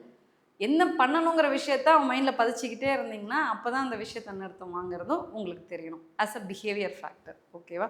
ஸோ இப்போ இதுக்கு முன்னாடி பிஹேவியர் சென்சரின்னா உங்களுக்கு தெரியாமல் இருந்திருக்கலாம். ஹவவர் இப்போ உங்களுக்கு தெரியணும். ஓகேவா? அந்த சில்ட்ரன் பார்க்கும்போது அவங்க பிஹேவியர்னு ஒரு டெர்மினாலஜி இருக்குது. பேரண்ட் பிஹேவியர்னு யூஸ் பண்ணால் என்னால் இந்த மாதிரி இப்போ என்னால் இன்டர்பிரேட் பண்ண முடியும் அப்படிங்கிறதுக்கு தான் இந்த பாயிண்ட். சிமிலர்லி சென்சரியும் அதே மாதிரி தான். ஒரு நாள் போகிறீங்க, ஒரு செஷனில் குழந்தை அழுதுகிட்டே இருக்கான் அப்படின்னா உட்காந்து மேம் கிட்ட கேட்பேன், பேரண்ட் கிட்ட கேளுங்க, இன்றைக்கி என்னெல்லாம் ஆச்சு, செஷனுக்கு வரத்துக்கு முன்னாடி என்ன ஆச்சு, நீங்கள் ஏதாவது திட்டினீங்களா, மிரட்டினீங்களா, இல்லை ஓவராக சாப்பிட்டுட்டானா, இல்லை ஏதாவது ஒரு லைட் வெளிச்சத்தை பார்த்துட்டு வந்துட்டானா, இல்லை லவுட் மியூசிக்கு நடுவில் வந்தானா, என்ன நடந்துச்சுன்னு கேட்டு வச்சுக்கோங்க. அதுலேருந்து என்ன சென்சரி ப்ரிஃபரன்ஸ்னு என்னால் கண்டுபிடிக்க முடியல அப்படின்னா என்கிட்ட கேட்கலாம். I will try to help you. அந்த மாதிரி ஒரு 10 குழந்தைக்கு என்கிட்ட நீங்கள் முன்னாடி நடந்ததை வச்சு என்கிட்ட கேட்டிங்கன்னா உங்களுக்கு 11வது குழந்தைக்கு உங்களாலே இன்டர்பிரேட் பண்ண முடியும். ஓகேவா? அண்ட் அந்த மாதிரி உள்ளே போனதுலேருந்து ஒரு குழந்தை அழுதுகிட்டே இருக்கான்னா அன்றைக்கி நீங்கள் செஷன் எடுக்கணுங்கிற அவசியமே கிடையாது. சும்மா அவன் பக்கத்தில் கம்ஃபர்டபுளாக மாரலாக உட்காந்துட்டு வந்தால் போதும். அவனுக்கு என்ன பிடிக்கும், தூக்கி சுற்றினா பிடிக்கும், கிச்சு கிச்சு பண்ணால் பிடிக்கும், ஒரு மண்ணில் உட்காந்து விளையாண்டா பிடிக்கும். என்றைக்கெல்லாம் ஃபுல் டைம் ஒரு குழந்தை அழுவுதோ அன்றைக்கி சென்சரி ரிலேட்டட் திங்ஸ் மட்டும்தான் உங்கள் லிஸ்ட் ஆஃப் ஆக்டிவிட்டீஸில் இருக்கணும். நீங்கள் பிளான் பண்ணிட்டு போன ஆக்டிவிட்டீஸ் இருக்கணுன்ட்டு அவசியம் இல்லை. நீங்கள் எப்பயுமே ஒரு ஜிப்லாக்கில் ஒரு மண் கல் வாங்கி பேரண்ட் வீட்டில் வச்சுருங்க, இல்லை அவங்கள வச்சிட சொல்லிவிடுங்க. மண்ணில் விளையாட வைக்கிறது, கல்லில் விளையாட வைக்கிறது, பாத்ரூமில் போய் தண்ணியில் சோப்பு தண்ணி ஊற்றி விளையாட வைக்கிறது, இந்த மாதிரி விஷயங்கள் மட்டும் குழந்த ஒரு சென்சரி ப்ரிஃபரன்ஸாக ரொம்ப ஓவர்லோடு ஆன அன்னைக்கு அதை நீங்கள் யூஸ் பண்ணிக்கலாம். ஓகேவா? ஸோ இதெல்லாம் புரிஞ்சுங்க. இல்லை நான் எப்படியாவது செஷன் எடுக்கணும்னு பிடிச்சி உட்கார வச்சிங்கன்னா இந்த underlying point of building a rapport உங்களுக்கு வரவே வராது. குழந்தையோட இவ தான் நம்மளை புரிஞ்சிக்கிட்டான்னு நினச்சோம், இவளும் புரிஞ்சிக்கல, இவளும் ஃபோர்ஸ் பண்ணி நம்மளை பண்ண வைக்கிறான்னு தான் நினச்சிக்கலாம். சரி, என்னோட அல்டிமேட் அப்ஜெக்டிவ் குழந்தை பேசணும், கம்யூனிகேட் பண்ணணுங்கிறதெல்லாம் கிடையவே கிடையாது. உங்களுக்கும் அதே தான். குழந்தை சந்தோஷமாக இருக்கணும். சந்தோஷமாக இருந்தால் நேச்சுரலி நீங்கள் பண்ணுறதெல்லாம் பண்ணும், நீங்கள் சொல்கிறதெல்லாம் சொல்லும். So we are not targeting for making the child to learn. ஓகேவா? We are making the child to be happily with you and communicate பண்ணுறதுக்கு உண்டான ஆப்பர்ச்சுனிட்டி நீங்கள் எப்படி கொடுக்கணும் அப்படின்னு உங்களுக்கு சொல்லிக் கொடுக்க போகிறேன். ஓகேவா? அப்படின்னா என்ன அர்த்தம்? அவனுக்கு கிரேப்ஸ் வேணும் அப்படின்னா கிரேப்ஸ் தூக்கி அங்கே மேலே வச்சுட்டு அது பக்கத்தில் நீங்கள் நிற்க மட்டும்தான் சொல்லி கொடுப்பேன். அப்போ நம்ம என்ன கொடுக்குறேன் அந்த இடத்துல? I am giving an opportunity for the child to communicate with you. எனக்கு அந்த கிரேப்ஸ் வேணுங்கிறதுக்கு கம்யூனிகேட் பண்ணுறதுக்கு ஒரு ஆப்பர்ச்சுனிட்டி கொடுக்குறேன். அந்த இடத்துல நான் சும்மா தான் நின்றுட்டுருப்பேன். குழந்தை வந்ததுக்கப்புறம் ஆஸ் அ பேரண்ட்டாக என்ன பண்ணுவாங்கன்னா, கிரேப்ஸ்னு கேளு, நான் கொடுக்குறேன் அப்படிம்பாங்க. ஓகேவா? கேளு, சொல்லு. அதுலேயே குழந்தையோட லேர்னிங் ஸ்டாப் ஆகிடும். உங்களை நான் என்ன பண்ண சொல்லுவேன்? இன்ஸ்டெட் அவுல் சொன்னேன்னா அப்சர்வ், வெயிட் அண்ட் லேர்ன் அப்படின்னு சொன்னேன்னா அப்சர்வ் பண்ணுங்க. அவன் என்ன தான் பண்ணுறான் உங்கள் பக்கத்தில் வந்துட்டுன்ட்டு. ட்ரெஸ்ஸை பிடிச்சி இழுப்பான், இல்லைன்னா அவங்க கையை தூக்கி இப்படி அந்த இந்த கிரேப்ஸ் கிட்ட காமிப்பான், ஏதோ ஒன்று பண்ணுவான். வெயிட் பண்ணி லேர்ன் பண்ணுங்க. அவன் என்ன கம்யூனிகேட் பண்ண வரான்னு ஃபஸ்ட்டு நீங்கள் தெரிஞ்சுக்கோங்க. ஓகேவா? கிரேப்ஸ்க்கு தான் வந்து நிற்கிறானா இல்லை வேறு எதுக்காக வந்து நிற்கிறானான்னு கூட தெரியாது. Only if I observe, wait and learn இப்படி பண்ணால் தான் அவன் என்ன கம்யூனிகேட் பண்ணுறான், இல்லை கம்யூனிகேட் பண்ணுறானா இல்லையா சும்மா நிற்கிறானானே எனக்கு தெரியும். இந்த எந்த ஆப்பர்ச்சுனிட்டியுமே பேரண்ட் கொடுக்குறதே கிடையாது. நம்பர் 2, அப்படி கொடுத்ததுக்கப்புறம் அந்த ஆப்பர்ச்சுனிட்டி வெயிட் பண்ணி கற்றுக்கிட்டீங்க. இப்போ என்ன பண்ணணும் அப்படின்னா அவன் என்ன சொல்லணுங்கிறத நம்ம சொல்லிக் கொடுக்கணும். எப்படி சொல்லிக் கொடுக்கக்கூடாது? கிரேப்ஸ்னு சொல்லு அப்படின்னு சொல்லுங்கிற வார்த்தை என் டிக்ஷனரியிலே கிடையாது. ஓகேவா? அந்த விஜயகாந்த் படத்தில் வர மாதிரி தான். நீங்கள் யாருமே சொல்லு, வாட் இஸ் திஸ், இந்த வார்த்தைகள் யூஸ் பண்ணவே கூடாது. ஓகே? இன்ஸ்டன்ட் கிரேப்ஸ் அப்படின்னு சொல்லிட்டு கிரேப்ஸ் எடுத்து கொடுத்துடணும். அதே பழைய எக்ஸாம்பிள் தான். உங்களுக்கு ஹிந்தி தெரியாது, எனக்கு ஹிந்தி தெரியும். வந்து நிற்கிறீங்க, உங்களுக்கு தண்ணி தேவைப்படுது. அந்த இடத்துல பானி அப்படின்னு சொல்லு அப்படின்னா நீங்கள் என்ன சொல்கிறீங்களோ அந்த வார்த்தையை சொல்லிவிட்டு வாங்கிட்டு போயிடுவேன். இல்லை ஏதோ சொல்லுங்கிறாங்க, எனக்கு ஒன்றுமே புரியல, அதையும் ஹிந்திலேயே சொல்கிறேன் ஃபுல்லாக. பானி போலோ அப்படிங்கிறேன், நீ என்ன சொல்கிறேனே எனக்கு தெரில, இன்னும் எனக்கு ப்ரெஷர் ஆகுது, ஓடி போயிடுவேன். தண்ணியை வேண்டாம் அப்படின்னு ஓடி போயிடுவேன். இன்ஸ்டட் நான் அந்த பானியை காமிச்சு பானி அப்படின்னு சொல்லிட்டு தண்ணியை கொடுத்துட்டேன்னு வச்சுக்கோங்களேன், அந்த இடத்துல அவனுக்கு எந்த ஸ்ட்ரெஸ்ஸுமே கிடையாது. நான் ஒரு 10 நாள் 20 நாள் 30 நாள் வரைக்கும் இதை பண்ணிக்கிட்டே இருப்பேன். எப்போ அவனா சொல்கிறானோ அது வரைக்கும் நான் பண்ணிக்கிட்டே இருப்பேன். அப்போ அவனுக்கு அந்த இடத்துல நான் ஸ்ட்ரெஸ்ஸே கொடுக்கல. This is called modelling or interpreting. நான் இன்டர்பிரட் பண்ணுறேன். அவன் என்ன சொல்லணுங்கிறத ஃபஸ்ட்டு நான் என்ன சொன்னேன், given opportunity for the child to communicate. First ஒரு ஆப்பர்ச்சுனிட்டியை செட்டப் பண்ணுறேன். இது பேரண்ட் கரெக்டாக பண்ணிவிடுவாங்க. பண்ணிவிட்டு சொல்லு அப்படின்னு டிமாண்ட் பண்ணுவாங்க. அதை பண்ணக்கூடாதுன்னு உங்ககிட்ட சொல்லிட்டேன். அதுக்கு பதில் என்ன சொன்னேன், மாடல் பண்ணுங்க அப்படின்னு சொல்லியிருக்கேன். ஸோ மாடல் பண்ணும்போது அந்த குழந்தை அந்த இடத்துல வாய் திறந்து பேசியிருந்தா என்ன பேசியிருக்கோமோ. அப்பயுமே இன்னொன்று என்ன பண்ணக்கூடாதுன்னா, எனக்கு கிரேப்ஸ் வேணும் அப்படின்னு அவ்வளோ பெரிய வார்த்தை சொல்லக்கூடாது. நான் ஹிந்தியில் வந்து முஜ்கோ பானி சாஹியே அப்படின்னா அவன் திரும்ப நான் மாடல் பண்ணுறதும் வேஸ்ட்டு தான் அந்த இடத்துல. இன்ஸ்டன்ட் பானி அப்படின்னு சொல்லிட்டேன்னா ஈஸியாக இருக்கும். நான் திரும்ப சொல்கிறதுக்கு எனக்கு ஈஸியாக இருக்கும். ஒரு பதட்டம் இருக்காது, கஷ்டம் இருக்காது. நிறைய கம்யூனிகேஷன் ஏன் நடக்காதுன்னா, எனக்கு எப்படி அவங்கக்கிட்ட சொல்லணும்னு தெரியல. அதனால தான் நான் கம்யூனிகேட்டே பண்ணாமல் இருக்கேன். இப்போ நான் சிம்பிளாக சிங்கிள் வேர்டில் சொன்னேன்னா, எனக்கு சிங்கிள் வேர்டாக 50 தடவை குழந்தை வந்து உங்ககிட்ட கம்யூனிகேட் பண்ணிட்டனாலே நம்ம கம்யூனிகேஷன் பேரியரை பிரேக் பண்ணிட்டோன்னு அர்த்தம் அந்த இடத்துல. ஓகேவா? எனக்கு சென்டென்ஸாக பேசவே தேவையில்ல. சென்டென்ஸாக 2 இடத்துல தான் கம்யூனிகேட் பண்ணுறான்னா, அவன் மக்க படித்து கம்யூனிகேட் பண்ணுறான்னா அது எனக்கு வேஸ்ட். இன்ஸ்டெட் 50 டைம்ஸ் சிங்கிள் வேர்டில் வந்து என்கிட்ட கம்யூனிகேட் பண்ணுறான்னா இட்ஸ் அ சக்ஸஸ். ஸோ அப்போ என்ன அர்த்தம், நான் வந்து இந்த கிரேப்ஸ் எக்ஸாம்பிளே எடுத்துக்கிட்டோம்னா, ஒரு நாளைக்கு இந்த கிரேப்ஸ் ஆப்பர்ச்சுனிட்டியை நான் ஒரு 50 தடவை கொடுக்கணும் ஒரு நாளைக்கு. அப்போ என்ன பண்ணணும், ஒரு கிரேப்ஸ் அவங்ககிட்ட கொடுத்துட்டு வெயிட் பண்ணணும் திரும்ப.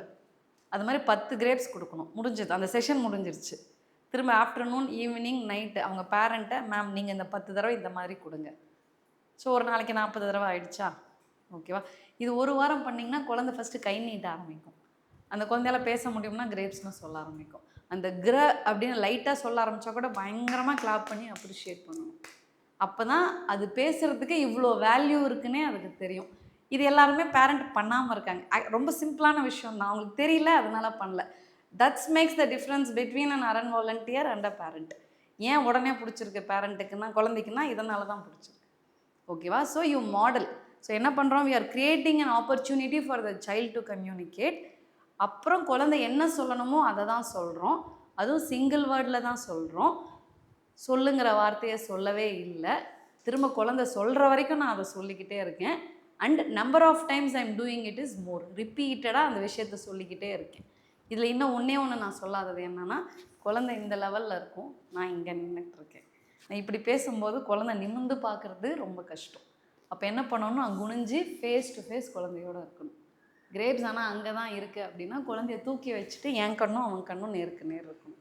இல்லைன்னா குழந்தைய தூக்கி அங்கே நிற்க வச்சுக்கணும். ஸோ நான் சொல்கிற அந்த ஒரு வார்த்தை கிரேப்ஸுங்கிறது அவன் கண்ணுக்கும் அதுக்கும் நேருக்கு நேர் இருக்கணும். அப்போ தான் குழந்தை பார்க்க ஆரம்பிப்பான். ஸோ ஃபர்ஸ்ட் ரூல் என்னென்னா, நீங்கள் எந்த குழந்தைய பார்த்து பேசினாலும் ஐ லெவலில் தான் பேசணும். ஓகேவா? இது ஓவரால் கம்யூனிகேஷன். நான் இந்த எக்ஸாம்பிள்லேருந்து அதை கொண்டு போகிறேன். ஓகேவா? எப்போ ஒரு குழந்தைகிட்ட நீங்கள் போய் கம்யூனிகேட் பண்ணாலும் என்ன பண்ணணும், உங்கள் கண்ணு லெவலும் குழந்தையோட கண்ணு லெவலும் சேமாக இருக்கணும். என் கண்ணு லெவல் வேறு இடத்துல இருக்குது, உங்கள் வேறு லெவலில் இருக்குனாலும் உங்களுக்கு அந்த ஆவரேஜ் ஹியூமன் பிரெயின் ஏற்கனவே டீச் பண்ணி வச்சுருக்காங்க. நேருக்கு நேர் கண்ணை பார்க்கணும், இன்னொருத்தர் பேசினா கண்ணை பார்க்கணுன்ட்டு. பட் அவங்க டிக்ஷனரியில் அது கிடையாது. ஸோ இதில் நான் என்ன சொல்லி கொடுக்குறேன் குழந்தைக்குன்னா, ஒரு அடல்ட்டு பேசினா அவங்க கண்ணை பார்க்கணுங்கிற விஷயத்தை தான் சொல்லி கொடுக்குறேன். அந்த மாடல் பண்ணுற இடத்துல எல்லா இடத்துலையுமே. ஸோ நான் பேரண்ட்டுக்கு சொல்கிற இன்னொரு ஃபர்ஸ்ட் ரூல் என்னென்னா, நீங்கன்ட்டுல வீட்டில் யார் பேசினாலும் குனிஞ்சு குழந்தையோட கண்ணை பார்த்து தான் பேசணும். அப்படி பேசும்போது சிங்கிள் வேர்டில் பேசணும். அந்த சிங்கிள் வேர்ட் நான் பேசும்போது, இப்போ நான் வந்து பானி அப்படின்னு சொல்கிறேன் உங்ககிட்ட, தண்ணி அங்கே சொம்பில் இருக்குது, பானி அப்படின்னு சொன்னேன்னா எதை பானின்னு சொல்கிறேன்னு உங்களுக்கு தெரியும். கரெக்டாக? ஸோ நான் யூஸ் பண்ணுற வேர்டுக்கு உண்டான கனெக்ஷனை கிளியராக குழந்தைக்கு புரிய வைக்கணும். எப்படி புரிய வைக்கலாம்? 2 விதமாக பண்ணலாம். ஒன்று பாயிண்டிங், இன்னொன்று ஜெஸ்சர். பாயிண்டிங் எதுக்கெல்லாம் பண்ணணும், ஆக்ஷன் வேர்ட்ஸ் தவிர மீதி எந்த வேர்டு யூஸ் பண்ணாலும் அதுக்கு உண்டான பாயிண்டிங். அக்கா, வாட்டர், லேப்டாப், ஜூஸ், கிரேப்ஸ் இதெல்லாமே ஆக்ஷன் வேர்ட்ஸ் கிடையாது. கம், கோ, ஜம்ப் இது எல்லாமே action words. Action words use பண்ணுற இடத்துலலாம் ஜெஸ்சர் யூஸ் பண்ணணும். அம்மா கம் அப்படின்னு சொல்லணும். அவனுக்கு கிளியராக புரியும். திரும்ப இப்போ என்ன குழந்தைங்களுக்கு இப்போ பேரண்ட்டுக்கிட்ட இருந்து என்ன பிரச்சனைனா, பேரண்ட் எப்படி கம்யூனிகேட் பண்ணுறாங்கன்னே அவங்களுக்கு தெரில. ஏய் சாம் இங்கே வாடா, இங்கே வந்து அம்மா வராங்க பாரு, இவ்வளோ பேசுகிறேன். அவனுக்கு திரும்ப என்ன பேசணும்னே தெரியாது. The connection between what I speak and what is happening தேருக்கு உண்டான விஷயமே குழந்தைக்கு தெரியாததுனாலையும் குழந்தை கம்யூனிகேட்டே பண்ண மாட்டேங்குது. So we are making the communication very simple here. ஓகேவா? ஒரு வார்த்தையில் சொல்கிறேன், அதோட கனெக்ஷனை கிளியராக சொல்கிறேன். ஓகேவா? ஸோ அப்போ நான் சொன்ன நிறைய ரூல்ஸில் இது ஒரு ரூல். நான் ஒரு ஆப்ஜெக்டை பார்த்து சொல்கிறேன்னா ஆப்ஜெக்ட் உண்டான கனெக்ஷனை பாயிண்டிங் மூலியமாவோ இல்லை ஜெஸ்டர் மூலியமாவோ சொல்லணும். கம், அவ்வளோதான். இப்போ அங்கே போகிறான், அவனுக்கு வெளியில் போகணும். அப்பா பைக்கு வெளியில் இருக்குது, நீங்கள் இங்கே நிற்கிறீங்க, அவன் பைக்கை பார்த்துக்கிட்டே இருக்கான். ஓகேவா? நீங்கள் ஹெல்மெட்டும் சாவியும் எடுத்துட்டீங்க அப்படின்னா அவன் ஏதாவது சொல்ல வரானான்னு உட்காந்து ட்ரை பண்ணணும். அவன் ஒன்றுமே சொல்லலை, பைக்கையே பார்த்துக்கிட்டு இருக்கான் அப்படின்னா போகலாம், அவுட் அப்படின்ட்டு நீங்கள் சொல்லலாம். இல்லாட்டி பைக் அப்படின்னு சொல்லலாம். ரெண்டில் ஏதோ ஒன்று தான் அவன் கம்யூனிகேட் பண்ண ட்ரை பண்ணுறான். வெளில போகணுன்னு கம்யூனிகேட் பண்ணுறான், இல்லை பைக்கில் போகணுன்னு கம்யூனிகேட் பண்ணுறான். அவனுக்கு எது சொல்லிக் கொடுக்க ஈஸியாக இருக்கும்னு பாருங்கள் அந்த இடத்துல. ஸோ அவுட்னா அவுட் அப்படின்னு சொல்லிவிட்டு அவனை கூட்டிகிட்டு போயிடலாம். புரியுதா? ஸோ நான் வேர்ட் சொல்கிறதுக்கு உண்டான கனெக்ஷன் கிளியராக பாயிண்டிங் இல்லைன்னா ஜெஸ்டர் மூலயமா சொல்லணும். இதெல்லாம் நீங்கள் பண்ணணும் குழந்தைகிட்ட. பேரண்ட்டையும் இதே மாதிரி பண்ண சொல்லணும். சரி, நாங்கள் இனிஷியலி ஒரு ஓரியன்டேஷன் தான் பண்ணுவோம், அதில் இது எல்லாமே ரிப்பீட் பண்ணுவோம்.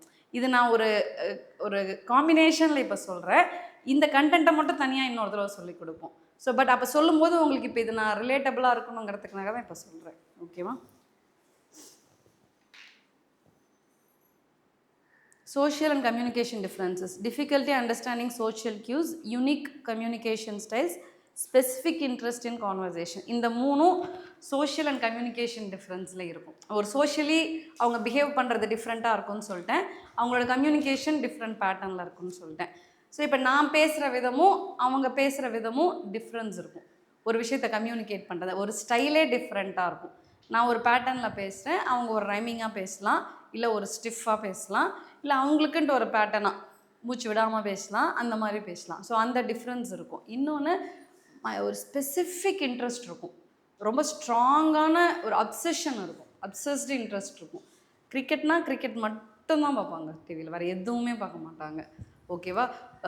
க்ரீன் கலர் ஆப்ஜெக்ட்ஸ்னால் க்ரீன் கலர் ஆப்ஜெக்ட்ஸ் மேலே மட்டும்தான் எனக்கு அப்சஷன் இருக்கும். ஒரு க்ரொக்கடைல்னால் எல்லா விதமான க்ரொக்கடைல், எல்லா விதமான டைனோசர். ஸோ ஒரு பர்டிகுலர் திங்ஸ்க்கு உண்டான இன்ட்ரெஸ்ட் இருக்கும் அவங்கக்கிட்ட. ஸோ அவங்க ஒரு அப்போனா என்ன அர்த்தம், அந்த விஷயத்தை வச்சு நான் அவனுக்கு நிறையா கம்யூனிகேட் பண்ண சொல்லி கொடுக்கலாம். உங்களோட தெரப்பி ஆங்கிளில் நீங்கள் அப்படி தான் யோசிக்கணும். இந்த யூனிக் ஸ்டைல் ஆஃப் கம்யூனிகேஷன் இருக்கும், ஒரு யூனிக் திங்கில் இன்ட்ரெஸ்ட் ஓவராக இருக்கும். ஸோ இதெல்லாம் ஃபீச்சர்ஸ். இந்த நியூரோ டைவர்ஜன் சொன்னேன்னா இதெல்லாமே ஃபீச்சர்ஸ். ஓகேவா? அண்ட் ஒரு சோஷியல் கியூ, அதாவது அவன் ஏதோ நக்கலாக சொல்கிறான்னா அதை சிரிப்பை வச்சே நம்ம சொல்லிடும், அவன் ஏதோ சர்க்காஸ்டிக்காக சொல்கிறான் அப்படின்ட்டு. அந்த ஒரு சோஷியல் கியூ புரியாது. அவங்கள நம்ம புள்ளி பண்ணுறோமா, இல்லை ஒரு ஃபன் பண்ணுறோமா, ஒரு நக்கல் பண்ணுறோமா, அந்த சோஷியல் கியூ புரியாதுன்னா, ஸோ இந்த மாதிரி ஒரு விஷயம் இருக்குது, இதை நீ இப்படியும் இன்டர்ப்ரெட் பண்ணலாம் ஒரு மனுஷன் சொல்கிறத அப்படிங்கிறது அவங்களுக்கு தெரியாது. ஓகேவா? ஸோ குட் டாக்டர்னு ஒரு வெப் சீரிஸ் இருக்குது, எல்லாம் பார்த்துட்டிங்களா என்னன்னு தெரில. அதில் நீங்கள் கண்கூடாக இந்த மாதிரி டிஃப்ரென்சஸ் தெரியலாம். இப்போ நீங்கள் என்ன சர்க்காஸ்டிக்காக சொன்னீங்களா, ரியலாக சொன்னீங்களான்ட்டு அந்த நியூரோ டைவர்ஜன் சைல்டு கேட்பான். He'll be a doctor in that. So அவனுக்கு புரியாது. அந்த சோஷியல் கியூ ஒரு குரூப்பாக உட்காந்து எல்லாம் நக்கல் அடித்து பேசுகிறதோ, இல்லை ஒரு விஷயம் அந்த மெட்டஃபர் இந்த மாதிரி யூஸ் பண்ணி சொல்லும்போது அதை ரிலேட் பண்ணிக்கிறது அவங்களுக்கு தெரியாது. ஸோ இதெல்லாம் தான் ஒரு லிட்ரேச்சர் பர்ஸ்பெக்டிவில் உங்களுக்கு பார்க்குற டிஃப்ரென்ஸ், ஒரு கம்யூனிகேஷன் பர்ஸ்பெக்டிவில். ஓகே, சென்சரி இதை சொல்லிட்டேன். அதிகமாக இருக்கலாம், கம்மியாக இருக்கலாம். அந்த அதிகமாக ஒரு சீக்கிங், எனக்கு நிறையா லைட் பார்க்கணும், இல்லை எனக்கு லைட் அதிகமாக பிடிக்காது, அந்த மாதிரி இருக்குதுன்னு வச்சுக்கோங்களேன். அவங்களோட அந்த எக்ஸ்ப்ரெஷன் ஆஃப் தட் சென்சிட்டிவ் ரொம்ப எக்ஸ்ட்ரீமாக இருக்கும். விழுந்து புரண்டு விடாமல் கத்துறது, பயங்கர எக்ஸ்ட்ரீமாக கத்துறது, தூக்கி போட்டு உடைக்கிறது, இல்லை அடிக்கிறது, கிள்றது. ஸோ இது அவங்க ஏன் பண்ணுறாங்கன்னா அண்டர்லைங் அங்கே ஏதோ ஒரு சென்சரி ஓவர்லோடாக இருக்கும். இதை மெல்ட் டவுன் அப்படின்னு ஒரு வார்த்தையில் சொல்லுவாங்க. ஓகேவா?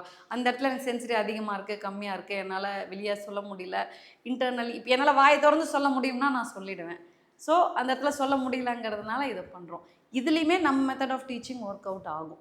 ஒரு கண்ட்ரோல் என்விரான்மெண்ட்டில் அவன் கத்துறது டெஃபினெட்லி லைட்டுக்காக தான் அப்படின்னா, ஒரு 10 லைட்டை போட்டுவிட்டு அவன் லைட்டாக கத்த ஆரம்பிக்கும் போது ஆஃப் தி லைட் அப்படின்னு சொல்லிட்டு ஆஃப் பண்ணிவிடுவேன். ஓகே, நமக்கு பிடிக்காத ஒன்று பண்ணால் அந்த வார்த்தையை சொல்லிட்டு அவங்க அதை பண்ணிவிடுவாங்க போல, அதுக்கு நம்ம உளுந்து புரண்ட கத்தி மெல்டவுன் ஆக தேவையில்லை அப்படின்றலாம். எவ்ரிவேர் கரெக்டான எக்ஸ்பிரஷன் ஆஃப் வேர்ட்ஸ் வந்துச்சுன்னா அவங்களுக்கு அந்த இடத்துல பிஹேவியர் வராது. அதை நீங்கள் ஃபஸ்ட்டு புரிஞ்சுக்கணும். அப்போ தான் அதை பேரண்ட்ஸ்க்கு சொல்ல முடியும்.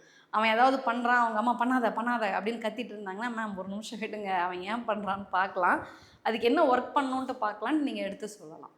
ஓகேவா? ரெப்படேட்டிவ் பிஹேவியர்ஸ் முன்ன சொன்னால இப்படி தட்டிகிட்டே இருக்கிறது, இல்லை செயினை ஆட்டிக்கிட்டே இருக்கிறது, ஏதாவது எந்த ஆப்ஜெக்ட் வந்தாலும் சுற்றிக்கிட்டே இருக்கிறது, இல்லை சொன்ன வார்த்தையை 10-20 தடவை சொல்கிறது, இது எல்லாமே you can see these behaviors when you start working with the children. ஓகேவா? டிஃபிகல்ட்டி ஷிஃப்டிங் ஃபோக்கஸ், ஒரு விஷயம் அது நமக்கே இல்லை இப்போது. ஓகேவா? ஒரு விஷயம் பண்ணுறாங்கன்னா அதில் தான் ஃபோக்கஸ் நிறையா இருக்கும். ஓகேவா? நான் உனக்கு ஒரு மேக்ஸ் சொல்லி கொடுத்துட்ருக்கேன் அப்படின்னா டக்குன்னு அது நான் சொல்கிற ஒரு வார்த்தை அவன் பழைய விஷயம் ஏதோ ஒரு ஞாபகம் வந்துச்சுன்னா அதில் போய்டும் கம்ப்ளீட்டாக. நமக்கு போகும், அவங்களுக்கு ரொம்ப போகும். ஸோ ஒரு அப்சஷன் மாதிரி அதில் போய்டும். இங்கே என்ன நடக்கிறதுங்கிறதே கம்ப்ளீட்டாக அவனுக்கு பிளாங்க் ஆகிடும்.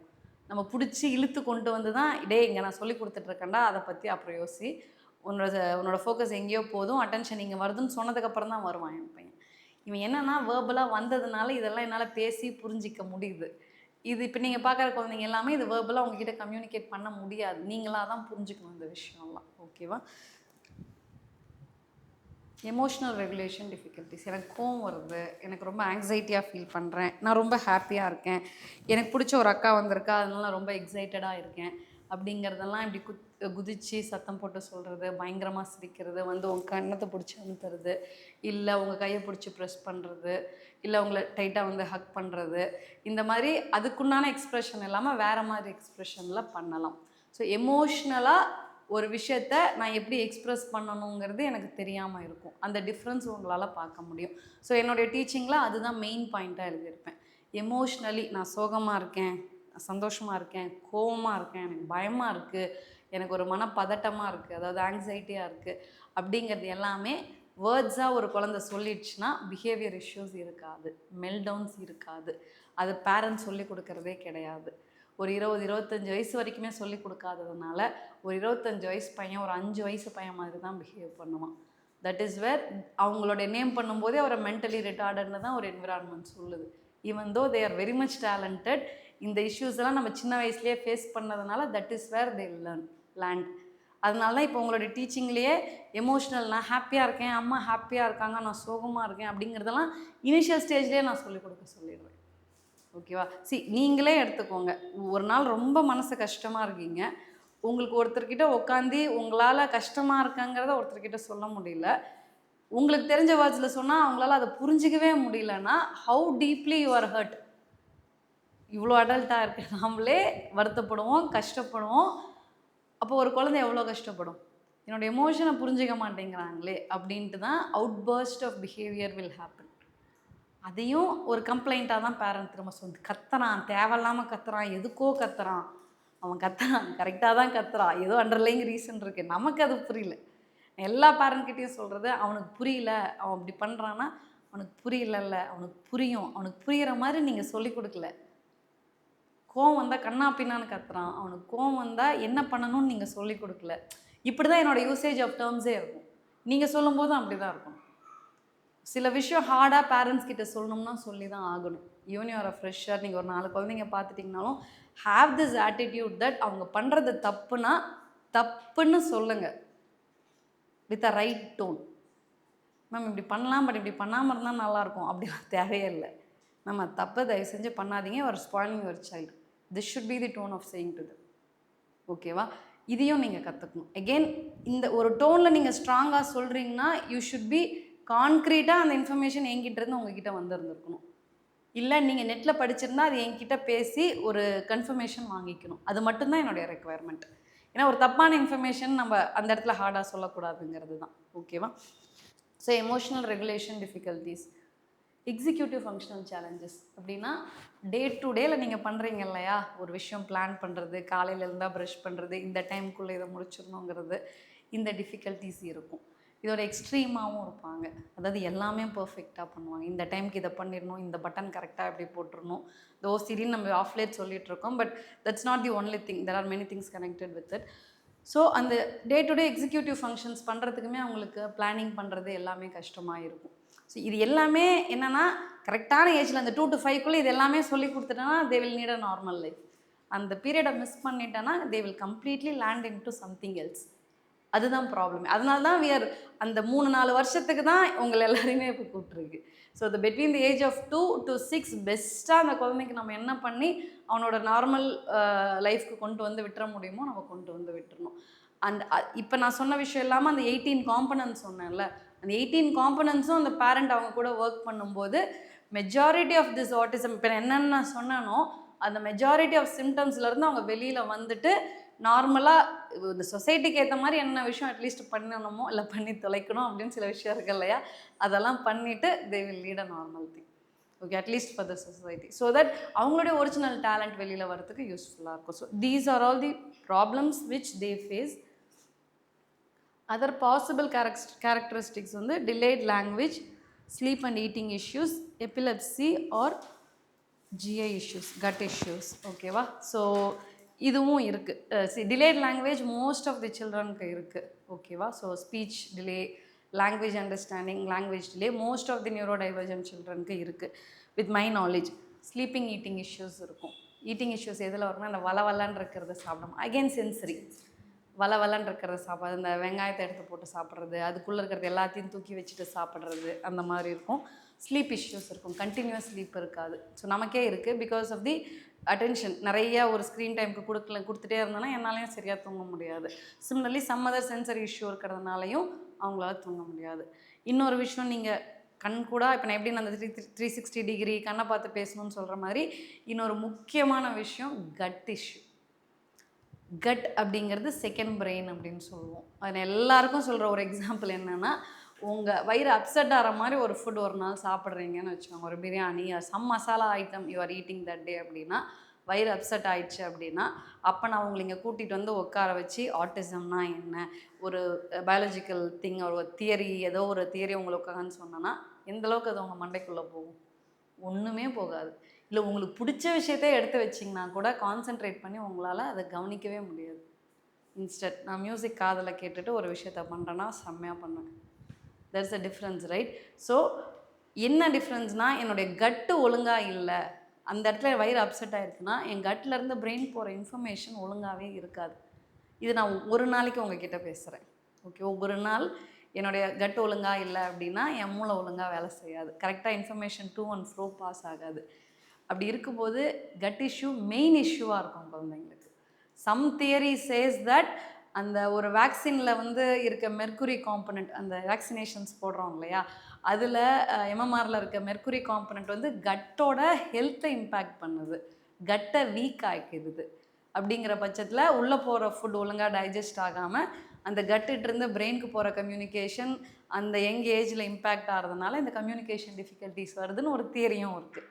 பட் ஓவராலாக பார்த்திங்கன்னா நியூரோ டைவர்ஜென்ட் சில்ட்ரனுக்கு கட் இஷ்யூஸ் இருக்கும். சில ஃபுட்ஸ் ஒத்து வராது, இல்லாட்டி வயிறு பெருசாக இருக்கும். இந்த தோரம்பருப்பு, இந்த க்ளூட்டன் ஃப்ரீ CFGF டயட்டுன்னு சொல்லுவோம். Diet plays a major role with ADHD autism. இதில் அந்த 18 காம்பனன்ட்ஸில் டயட்டும் ஒரு விஷயம். என் பையனுக்கெல்லாம் நான் 5 வயசு வரைக்குமே இப்போ கூட பார்த்திங்கன்னா சுகர், மைதா, வீட்டு, CFGFன்னு சொல்லுவோம், மில்க்கு, கெசைன், க்ளூட்டன், இது எதெல்லாம் இருக்கோ அது எதுவுமே கொடுக்கக்கூடாது. மில்க்லாம் கொடுத்ததே கிடையாது, இப்போ வரைக்குமே கொடுக்க மாட்டேன். தெரியாமல் இப்போ அவன் டீ குடிச்சாதான் ஆச்சு. ஓகே, ஸோ அது போய் என்னோடய பிரெயின் இப்போ நான் 1 மாதம் தொடர்ந்து நான் அவனுக்கு மில்க் கொடுக்குறேன்னா I can clearly see the attention deficit தெரியும், அவனோட அண்டர்ஸ்டாண்டிங் கம்மியாகும், ஒரு ஆங்ஸைட்டி அதிகமாகும், இது எல்லாமே இருக்கும். So cut issue is something which you should know. ஒரு குழந்தை ஒரு நாள் கத்திட்டு இருக்கான்னா அந்த சென்சரி இல்லாமல் அவனுக்கு அன்றைக்கி ஏதோ சாப்பிட்டதை ஒத்துக்காமல் கூட இருக்கலாம், அவனுக்கு கட்டுக்கு தேவையில்லாத விஷயம் ஏதோ அவங்க அன்றைக்கி கொடுத்துருக்காங்கன்னு கூட இருக்கலாம். இவ்வளோ விஷயம் ஒரு இன்டர்பிரட் பண்ணி ஒரு குழந்தைய புரிஞ்சிக்கிறதுக்கு இருக்குங்கிறதுனால தான் இந்த ஃபர்ஸ்ட் செஷனுக்கு இவ்வளோ இம்பார்ட்டன்ஸ் கொடுக்குறேன். ஃபர்தர் திங்ஸ் எல்லாம் ஒரு தியரி மாதிரி தான், இப்படி பார்த்து பேசுங்க, இந்த கோலுக்கு ஒர்க் பண்ணுங்க அப்படிங்கிறத நான் டைரெக்டாக சொல்லி கொடுத்துடலாம். But this has some value to it, இன்றைக்கி நான் சொல்கிற விஷயம். ஓகேவா?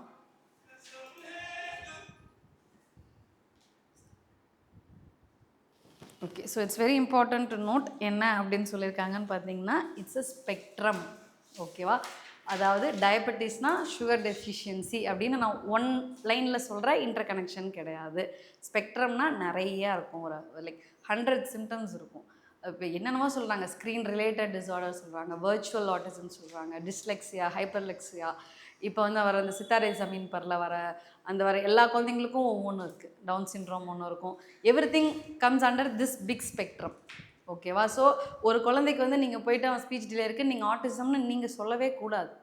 ஒரு ஓட்டிஸ் தெரபிஸ்ட்டும் சொல்லக்கூடாது. ஒரு அசஸ் பண்ணி ரிசர்ச் வைஸ் ப்ரூவ் பண்ணி தான் அவங்க என்னென்னு டயக்னோஸ் பண்ண முடியும். So it's a spectrum. ஒவ்வொரு குழந்தைக்கும் ஒவ்வொரு இப்போ நீங்களே ஒவ்வொருத்தரும் ஒவ்வொரு மாதிரி, நியூரலி டிப்பிக்கலாக இருந்தாலுமே ஒவ்வொருத்தரும் ஒவ்வொரு மாதிரிங்கிற மாதிரி, நியூரோ டைவர்ஜென்ட்லேயுமே ஒவ்வொருத்தரும் ஒவ்வொரு மாதிரி இருப்பாங்க. ஒவ்வொரு சென்சரி எல்லாமே லைக் பெர்முடேஷன் காம்பினேஷன்லேயே டிஃப்ரெண்ட்டாக இருப்பாங்க. But whatever I set in total will be there. ஒன்று அதிகமாக இருக்கும், கம்மியாக இருக்கும். ஆனால் இந்த பிரச்சனைகள் மட்டும்தான் இருக்கும். இது மீறி எக்ஸ்ட்ரா இருக்காது. ஓகேவா? ஓகே, அவ்வளோதான். So to understand about a child into the neuro divergent spectrum, இதுதான் நீங்கள் தெரிஞ்சுக்க வேண்டியது. ஸோ இப்போ நான் சொன்னது எல்லாமே இது ஒரு first level of information to your mind. இது வரைக்கும் இப்படின்னா என்னன்னே உங்களுக்கு தெரியாது. இப்போ ஏதோ ஒன்று இருக்குது, ஒரு குழந்தைய பார்க்க போகும்போது இந்த விஷயம்லாம் உங்களுக்கு தெரியணுங்கிறதுக்காக இதெல்லாம் சொல்லியிருக்கேன். இது எப்போ உங்களுக்கு புரிய ஆரம்பிக்கும்னா, நீங்கள் அந்த குழந்தையோட போய் ஒர்க் பண்ணும்போது மட்டும்தான் புரியும். அது கிராஜுவல் 6 months லேர்னிங் ப்ராசஸ். ஓகேவா? இப்போ நீங்கள் சொல்லி கொடுத்தனா இன்றைக்கே உங்களுக்கு கம்ப்ளீட்டாக புரியாது, விச் ஐ அண்டர்ஸ்டாண்ட். பட் என்கிட்ட இருந்த எக்ஸ்பெக்டேஷன் என்னென்னா, இப்போ நான் சொன்னது எழுதி வச்சுக்கிட்டு நீங்கள் ஒரு குழந்தைய ஃபர்ஸ்ட் சைல்டை பார்க்க போகிறீங்கன்னா அப்சர்வ் பண்ணி நிறைய எழுதுங்க. இவன் போய் அந்த இடத்துல நாக்க வைக்கிறான், இப்படி டொப்புன்னு தட்டிகிட்டே இருக்கான், இதெல்லாம் அப்சர்வ் பண்ணி பெரிய ஒரு நோட் எழுதி வச்சுக்கோங்க. அப்புறம் நான் ஃபஸ்ட் நாள் எடுத்துகிட்டு வந்து இந்த வீடியோ போட்டு பாருங்கள். இப்போ நான் பேசுகிற வீடியோ போட்டு பாருங்கள். ஓ, இதை தான் அப்படி அவங்க சொல்லியிருக்காங்க, இதை தான் அவங்க அப்படி சொல்லியிருக்காங்க. Any field you go in to keep the base ஃபண்டமெண்டலாக ஸ்ட்ராங்காக வச்சுக்கோங்க. எதுவாக இருந்தாலும் நீங்கள் ஒரு வருஷம் தான் ஒரு விஷயம் பண்ண போகிறீங்கன்னாலும் the fundamental has to be very strong. ஓகேவா? அப்போ தான் யூ லுக் உங்களுக்கு யூனிக்காக தெரியுங்க when it comes to others. நீங்கள் ஒரு கிளாரிட்டியாக நீங்கள் ஃபண்டமெண்டல் ஸ்ட்ராங்காக இருக்கும்போது ஒரு பர்சனாலிட்டி சேஞ்ச். நீங்கள் எப்படி இன்னொருத்தவங்க கம்யூனிகேட் பண்ணுறங்கிறத மாறும். இப்போ என்னுடைய சீனியர் பார்த்தீங்கன்னா, அவர் இன்னொருத்தர்கிட்ட ஒரு விஷயம் கம்யூனிகேட் பண்ணுறாருன்னா அந்த 100% information will go to the other person. இப்போ நான் ஒன்று சொல்கிறேன்னா அந்த கம்யூனிகேஷனோட அப்ஜெக்டிவ் என்ன, நான் சொல்கிறது கம்ப்ளீட்டாக அவங்க மைண்டுக்குள்ளே போய் உட்காரணும். உங்களுடைய பர்செப்ஷன் அதெல்லாம் மீறி நான் சொல்கிறது உங்ககிட்ட போய் உட்காரணும். நான் as a fresher, I was into software testing. நான் ஒரு ஃப்ரெஷராக ஒரு ஐடி கம்பெனியில் போய் ஒர்க் பண்ணும்போது அங்கே 10 வருஷம் ஒர்க் பண்ண ஒருத்தர்கிட்ட போய் நான் ஒரு டவுட் கேட்குறேன். அவர் என் லெவலுக்கு இறங்கி எனக்கு புரிகிற மாதிரி அவ்வளோ கிளியராக எக்ஸ்பிளைன் பண்ணார். So that was my starting point. எனக்கு புரிகிற மாதிரி இவரால் எப்படி சொல்ல முடியுது அப்படிங்கிறது தான். எல்லாராலையும் அப்படி சொல்ல முடியாது. Only you can see the difference. நீங்கள் வந்து அவன் சொல்கிறது பாதி புரியல, இவ்வளோ தான் புரிஞ்சது அப்படிங்கும்போது இவர் எப்படி இப்படி இவ்வளோ கிளியராக சொல்கிறாரு, அது that was a curious thing for me. அப்போ நான் யோசிச்சது, நான் எந்த ப்ரெசன்டேஷன் இனிமேல் எடுத்தாலும் I need to ensure that நான் போடுற இன்ஃபர்மேஷன் ஆகட்டும், நான் சொல்கிறதாகட்டும் கிளியராக புரியணும் ஆடியன்ஸ்க்கு.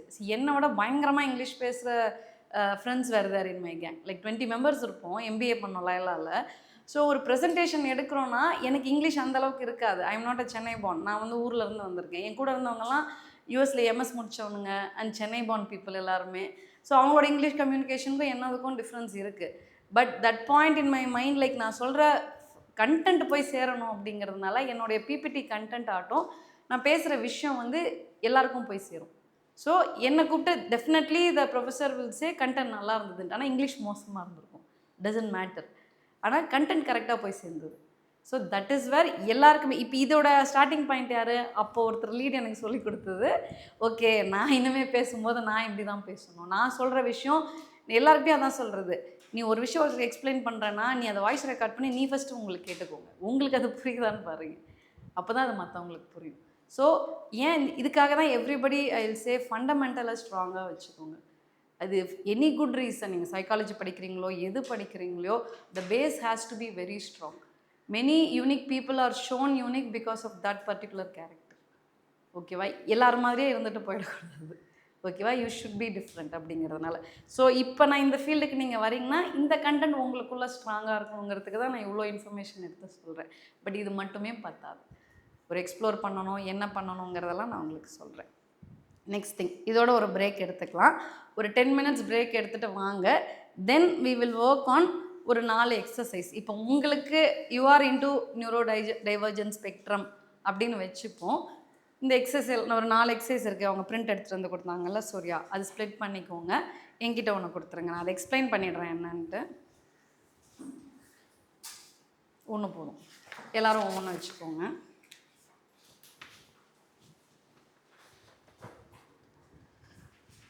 எக்ஸசைஸ் 1 வந்து வாக் இன் த ஷூஸ் அப்படின்னு சொல்லியிருக்கேன். அப்படின்னா அவங்க ஷூஸில் நீங்கள் இருக்கும்போது என்ன பண்ணுவீங்க அப்படிங்கிறது தான். அதில் ஃபர்ஸ்ட் பார்த்தீங்கன்னா sensory overload, too much at once அப்படின்ட்டு. ஓகேவா?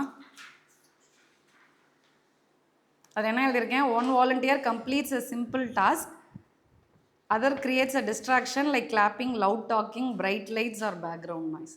இப்போ அவங்க 4 பேராக பிரிச்சுக்கிறோம் இல்லையா, இவங்க 4 பேர் இவங்க 4 பேர் ஒரு டீம்னா, இந்த ஃபஸ்ட் எக்ஸசைஸ் என்னென்னா ஒருத்தர் வந்து அந்த சைல்டு மாதிரி உட்காந்துக்கணும், அவருக்கு ஒரு டாஸ்க்கு கொடுத்துடணும். டாஸ்க்னால் ஒரு ஃபோனில் வந்து ஒரு மனுஷனை பார்த்து அதே மாதிரி வரைகிற வேலைன்னு வச்சுப்போம், இல்லை ஒரு காம்ப்ளிகேட்டட் 5 டிஜிட் இன்ட்டு 5 டிஜிட் சம்மு நீங்கள் ஸ்டார்ட் பண்ண உட்காரணும். மீதி இருக்க 3 பேர் என்ன பண்ணணும்? Start creating distraction. கிளாப் பண்ணலாம், நோண்டலாம், சவுண்டு ஃபுல்லாக பாட்டு வைக்கலாம், இல்லை ரீல்ஸ் கொண்டு போய் அவன் கண்ணு முன்னாடி காமிக்கலாம். இதெல்லாம் பண்ணிவிட்டு அவன் அந்த சம்மை பண்ணணும். ஓகேவா? இதை முடிச்சுட்டு கொஷின் டு தி வாலண்டியர் தான் நம்ம எக்ஸசைஸாக இருக்க போகுது. ஓகேவா? எப்படி இதுதான் அவங்க நார்மல் லைஃப்பில் ஃபீல் பண்ணுறாங்கன்னு உங்களுக்கு தெரியணுங்கிறதுக்காக. Similarly next thing, literal thinking. Literal திங்கிங்னா லிட்ரலாக அப்படி சொல்லிட்டாடா அப்படிங்கிறோம்ல, அதாவது வாக் இன் தியர் ஷூஸ்னால் அவங்க ஷூவை போட்டுட்டு நடக்கிறது கிடையாது, அவங்க என்ன ஃபீல் பண்ணுறாங்க அப்படிங்கிறது. நான் ஒரு ஐடி ஃபீல்டில் just when I was entering எல்லாருமே ஒரு சப்ஜெக்டில் ஃபெயில் ஆகிட்டோம், ஆல்மோஸ்ட் எல்லாருமே ஃபெயில் ஆகிட்டோம். So the companies CEO came chat and talk to us. அப்போ நல்லா திட்டிட்டு புல் அப் யுவர் சாக்ஸ் அப்படின்னாரு. ஓகேவா? Literally we did know the meaning that time. என்னையா இவர் புல் அப் யுவர் சாக்ஸ்னு சொல்கிறாரு அப்படின்னு, விச் மீன்ஸ் கொஞ்சம் ஒழுங்காக இருக்க ஆரம்பிங்க, இனிமே ஸ்டார்ட் பீயிங் ரெஸ்பான்சிபிள் அப்படின்னு தான் அதுக்கு அர்த்தம். ஓகேவா? ஸோ அதுதான் இப்போது இந்த நியூரோ டைவர்ஜென்ட் ஃபீல்டில் வந்து நான் என்ன சொல்கிறேனோ அதை லிட்ரலி அவங்க அப்படியே எடுத்துப்பாங்க. ஸோ அதுக்கு ஒரு எக்ஸாம்பிள் என்ன சொல்லியிருக்காங்க, read idioms such as break a leg, it's raining cats and dogs அப்படின்ட்டு. ஸோ இது மாதிரி ஒரு 10 லிட்ரல் மீனிங் நீங்கள் idioms எடுத்து சொல்லணும், அவ்வளோதான். அது அந்த இன்னொரு வாலண்டியருக்கு அது தெரியக்கூடாது. அந்த மாதிரி ஒரு 10 புதுசாக எடுத்து பேசணும், அவ்வளோதான். இது சிம்பிளாக தான் இருக்கும். ஃபஸ்ட்டு வந்தால் கொஞ்சம் ஆக்ஷன் ஓரியன்டாக இருக்கும். ஓகேவா? தேர்டு வந்து let me talk about what I love. இது ரொம்ப ரொம்ப முக்கியம். நான் சொன்னேன்ல சைல்டோட வேர்ல்டுக்குள்ளே போயிட்டு பேசுங்க அப்படின்னேன்ல, அப்படின்னா என்ன அர்த்தம் அப்படின்னா, சைல்டுக்கு மரத்தை பார்க்குறது ரொம்ப பிடிச்சி உட்கார வச்சு ஏபிசிடி சொல்லு, அப்பான்னு சொல்ல, அம்மானு சொல்லு அப்படிங்கிறோம். இதில் என்ன டிஃப்ரென்ஸ் அப்படின்னா, வாட் ஐ லவ், ஒருத்தர் வந்து உங்களுக்கு என்ன ரொம்ப பிடிச்சிருக்கோ, உங்களுக்கு வந்து கிரிக்கெட் பிடிச்சிருக்குன்னா, எனக்கு கிரிக்கெட் சுத்தமாக பிடிக்காதுன்னா என்கிட்ட வந்து கிரிக்கெட்டை பற்றி பேசிக்கிட்டே இருங்க. அப்போ எனக்கு எப்படி ஃபீல் ஆகுதுன்ட்டு அந்த வாலண்டியர் வந்து சொல்லணும். ஸோ நீங்கள் 4 பேரில் ஒரு 2 பேரை சூஸ் பண்ணிக்கிட்டு literally you need to talk. இது ஒரு ஆக்டிங் ட்ராமா மாதிரி தான் இருக்கும், பட் சம்வேர் ஒரு 2% you will have that feeling. ஓகேவா? ஃபோர்த் ஒன் பார்த்தீங்கன்னா social cue. A student acts out an emotion without using words, others try to guess the emotion. இது என்னென்னா cover the students face partially. Okay, அதாவது நான் ஒரு emotion வாய் திறந்து சொல்லாமல் ஒரு எமோஷனை நான் எக்ஸ்ப்ரெஸ் பண்ணணும், அது இன்னொருத்தவங்க எப்படி புரிஞ்சுக்கிறாங்கன்னு பார்க்கணும். ஸோ இதுதான். ஓகேவா? இதுக்கு நான் என்ன பண்ணணும்? Literally I have to irritate the other person. அதெல்லாம் இப்போ நீங்கள் பண்ணணும். ஓகேவா? I give you some time. Lunch வேணாலும் இப்போ வாங்கிடலாம் அந்த டைமில். ஓகேவா? லஞ்ச் முடிச்சுட்டு கூட இது பண்ணலாம், ஒரு காஃபி பிரேக் அப்புறம் பண்ணலாம். The thing is a student acts out an emotion without using words. அதாவது இது எவ்வளோ ஹார்டாக நான் சொல்லணும் அப்படிங்கிறேன்னா, நான் எம்பிஏ படித்தப்போ ஒரு எக்ஸசைஸ் கொடுத்தாங்க. ஓகேவா? ஒருத்தர் வந்து லீடர், நாங்கள் 3 பேர் கண்டஸ்டன்ட் மாதிரி குரூப்பாக 4 பேரை பிரிச்சுட்டாங்க. ஓகேவா? நாங்கள் எல்லாருமே ஃப்ரெண்ட்ஸ் தான். ஆனால் ஓகேவா, அவன் என்ன சொன்னாங்க, ஒரு டாபிக் அவங்க கொடுப்பாங்க, அந்த டாப்பிக்கு ஒரு 4 லைன் ஒவ்வொருத்தருமே பேசுங்கன்னு சொல்லிட்டாங்க. 3 பேருமே பேசிடுவோம். ஸோ அந்த ஒரு பர்சன் லீடராக இருக்காங்கல்ல, அவனுக்கு என்ன இன்ஸ்ட்ரக்ஷன் சொல்லியிருக்காங்கன்னா, when I say your judgment, select the person அப்படின்னு நான் சொல்லிட்டேன்னா, ஆஸ் அ ப்ரொஃபஸர் சொல்லிட்டாங்கன்னா, நீ டக்குன்னு யாராவது ஒருத்தர் நீ சூப்பராக பண்ணன்னு சொல்லிடு அப்படின்னாங்க. ஓகேவா? ஸோ டக்குன்னு சொல்லிட்டான். 3 பேருமே பேசியிருக்கோம், அவங்க சொல்லுங்கன்னு உடனே இவன் நல்லா பண்ணான், கலை நல்லா பண்ணான், சங்கர் நல்லா பண்ணான் அப்படின்னு சொல்லிடு அப்படின்ட்டு. இதுதான் ஓவரால் எக்ஸசைஸ். இதை முடிச்சுட்டு what they asked us was, சங்கரை சொன்னதுக்கப்புறம் மீதி 2 பேர் எப்படி ஃபீல் பண்ணீங்க? ஓகேவா? அவங்க வந்து நான் அவனோட நல்லா தானே பேசியிருக்கேன், ஏதோ ஒரு தாட் இருக்கும்ல. ஏன்னா அவன் லாஜிக்கலி ஒருத்தரை சூஸ் பண்ணவே இல்லை. We are literally creating that feel அந்த இடத்துல. ஸோ அதுக்கு ட்ரை பண்ணுங்கன்னு தான் சொல்கிறேன். ஓகேவா? It's not possible. உங்களுக்கு பர்சனலி என்ன சொன்னால் இரிட்டேட் ஆகும், இம்பேக்ட் ஆகும்னு தெரியும். அதை பண்ணிவிட்டு அந்த எமோஷனை வெளில கொண்டு வரதை நீங்கள் வேர்ட்ஸாக சொல்லாமல் எப்படி ட்ரை பண்ணுறீங்க? ஓகேவா? அப்படி பண்ணும்போது தான் தி அதர் பர்சன் வில் நோ எவ்வளோ அவங்க டஃப்பாக இது பண்ணுறாங்கன்ட்டு. இது நீங்கள் 4 நாளாக இல்லைனாலும் 2 பேரப் பண்ணிவிட்டு கூட ஒவ்வொருத்தரும் ஒவ்வொன்று எடுத்துக்கலாம். But try to come and work. I will also help with you. நானும் ஒரு ஒன் ஆஃப் தி கண்டஸ்டண்ட்டாக இருந்து என்ன பண்ணுறது அப்படிங்கிறத டெஃபினெட்லி பார்க்கலாம். ஸோ இப்போ இந்த ஓவரால் 1 hour செஷனில் என்ன கற்றுட்ருக்கோம் அப்படின்னா, நியூரோ டைவர்ஜென்ட்னா என்ன, ஒரு சைல்டு அந்த நியூரோ டைவர்ஜென்ட் ஸ்பெக்ட்ரமில் இருக்குது அப்படின்னா அந்த குழந்தைய பற்றி நீங்கள் எந்தெந்த கீவேர்ட்ஸ் எல்லாம் தெரிஞ்சிருக்கணும். ஓகேவா? இப்போ நான் நேற்று போய் உங்ககிட்ட ஒருத்தவங்க behaviour, diet issue, cut issue, sensory, modelling பண்ணணும், கீழே உளுந்து புரண்டு அலறது, லைட்டை பார்த்துட்டு அந்த குழந்தை கத்துறது, இதெல்லாம் வந்து உங்களுக்கு ஒரு ரிலேட்டபிளாகவே இருந்திருக்காது. இனிமேல் ரிலேட்டபிளாக இருந்திருக்கணும். So that's the objective of this 1 hour session.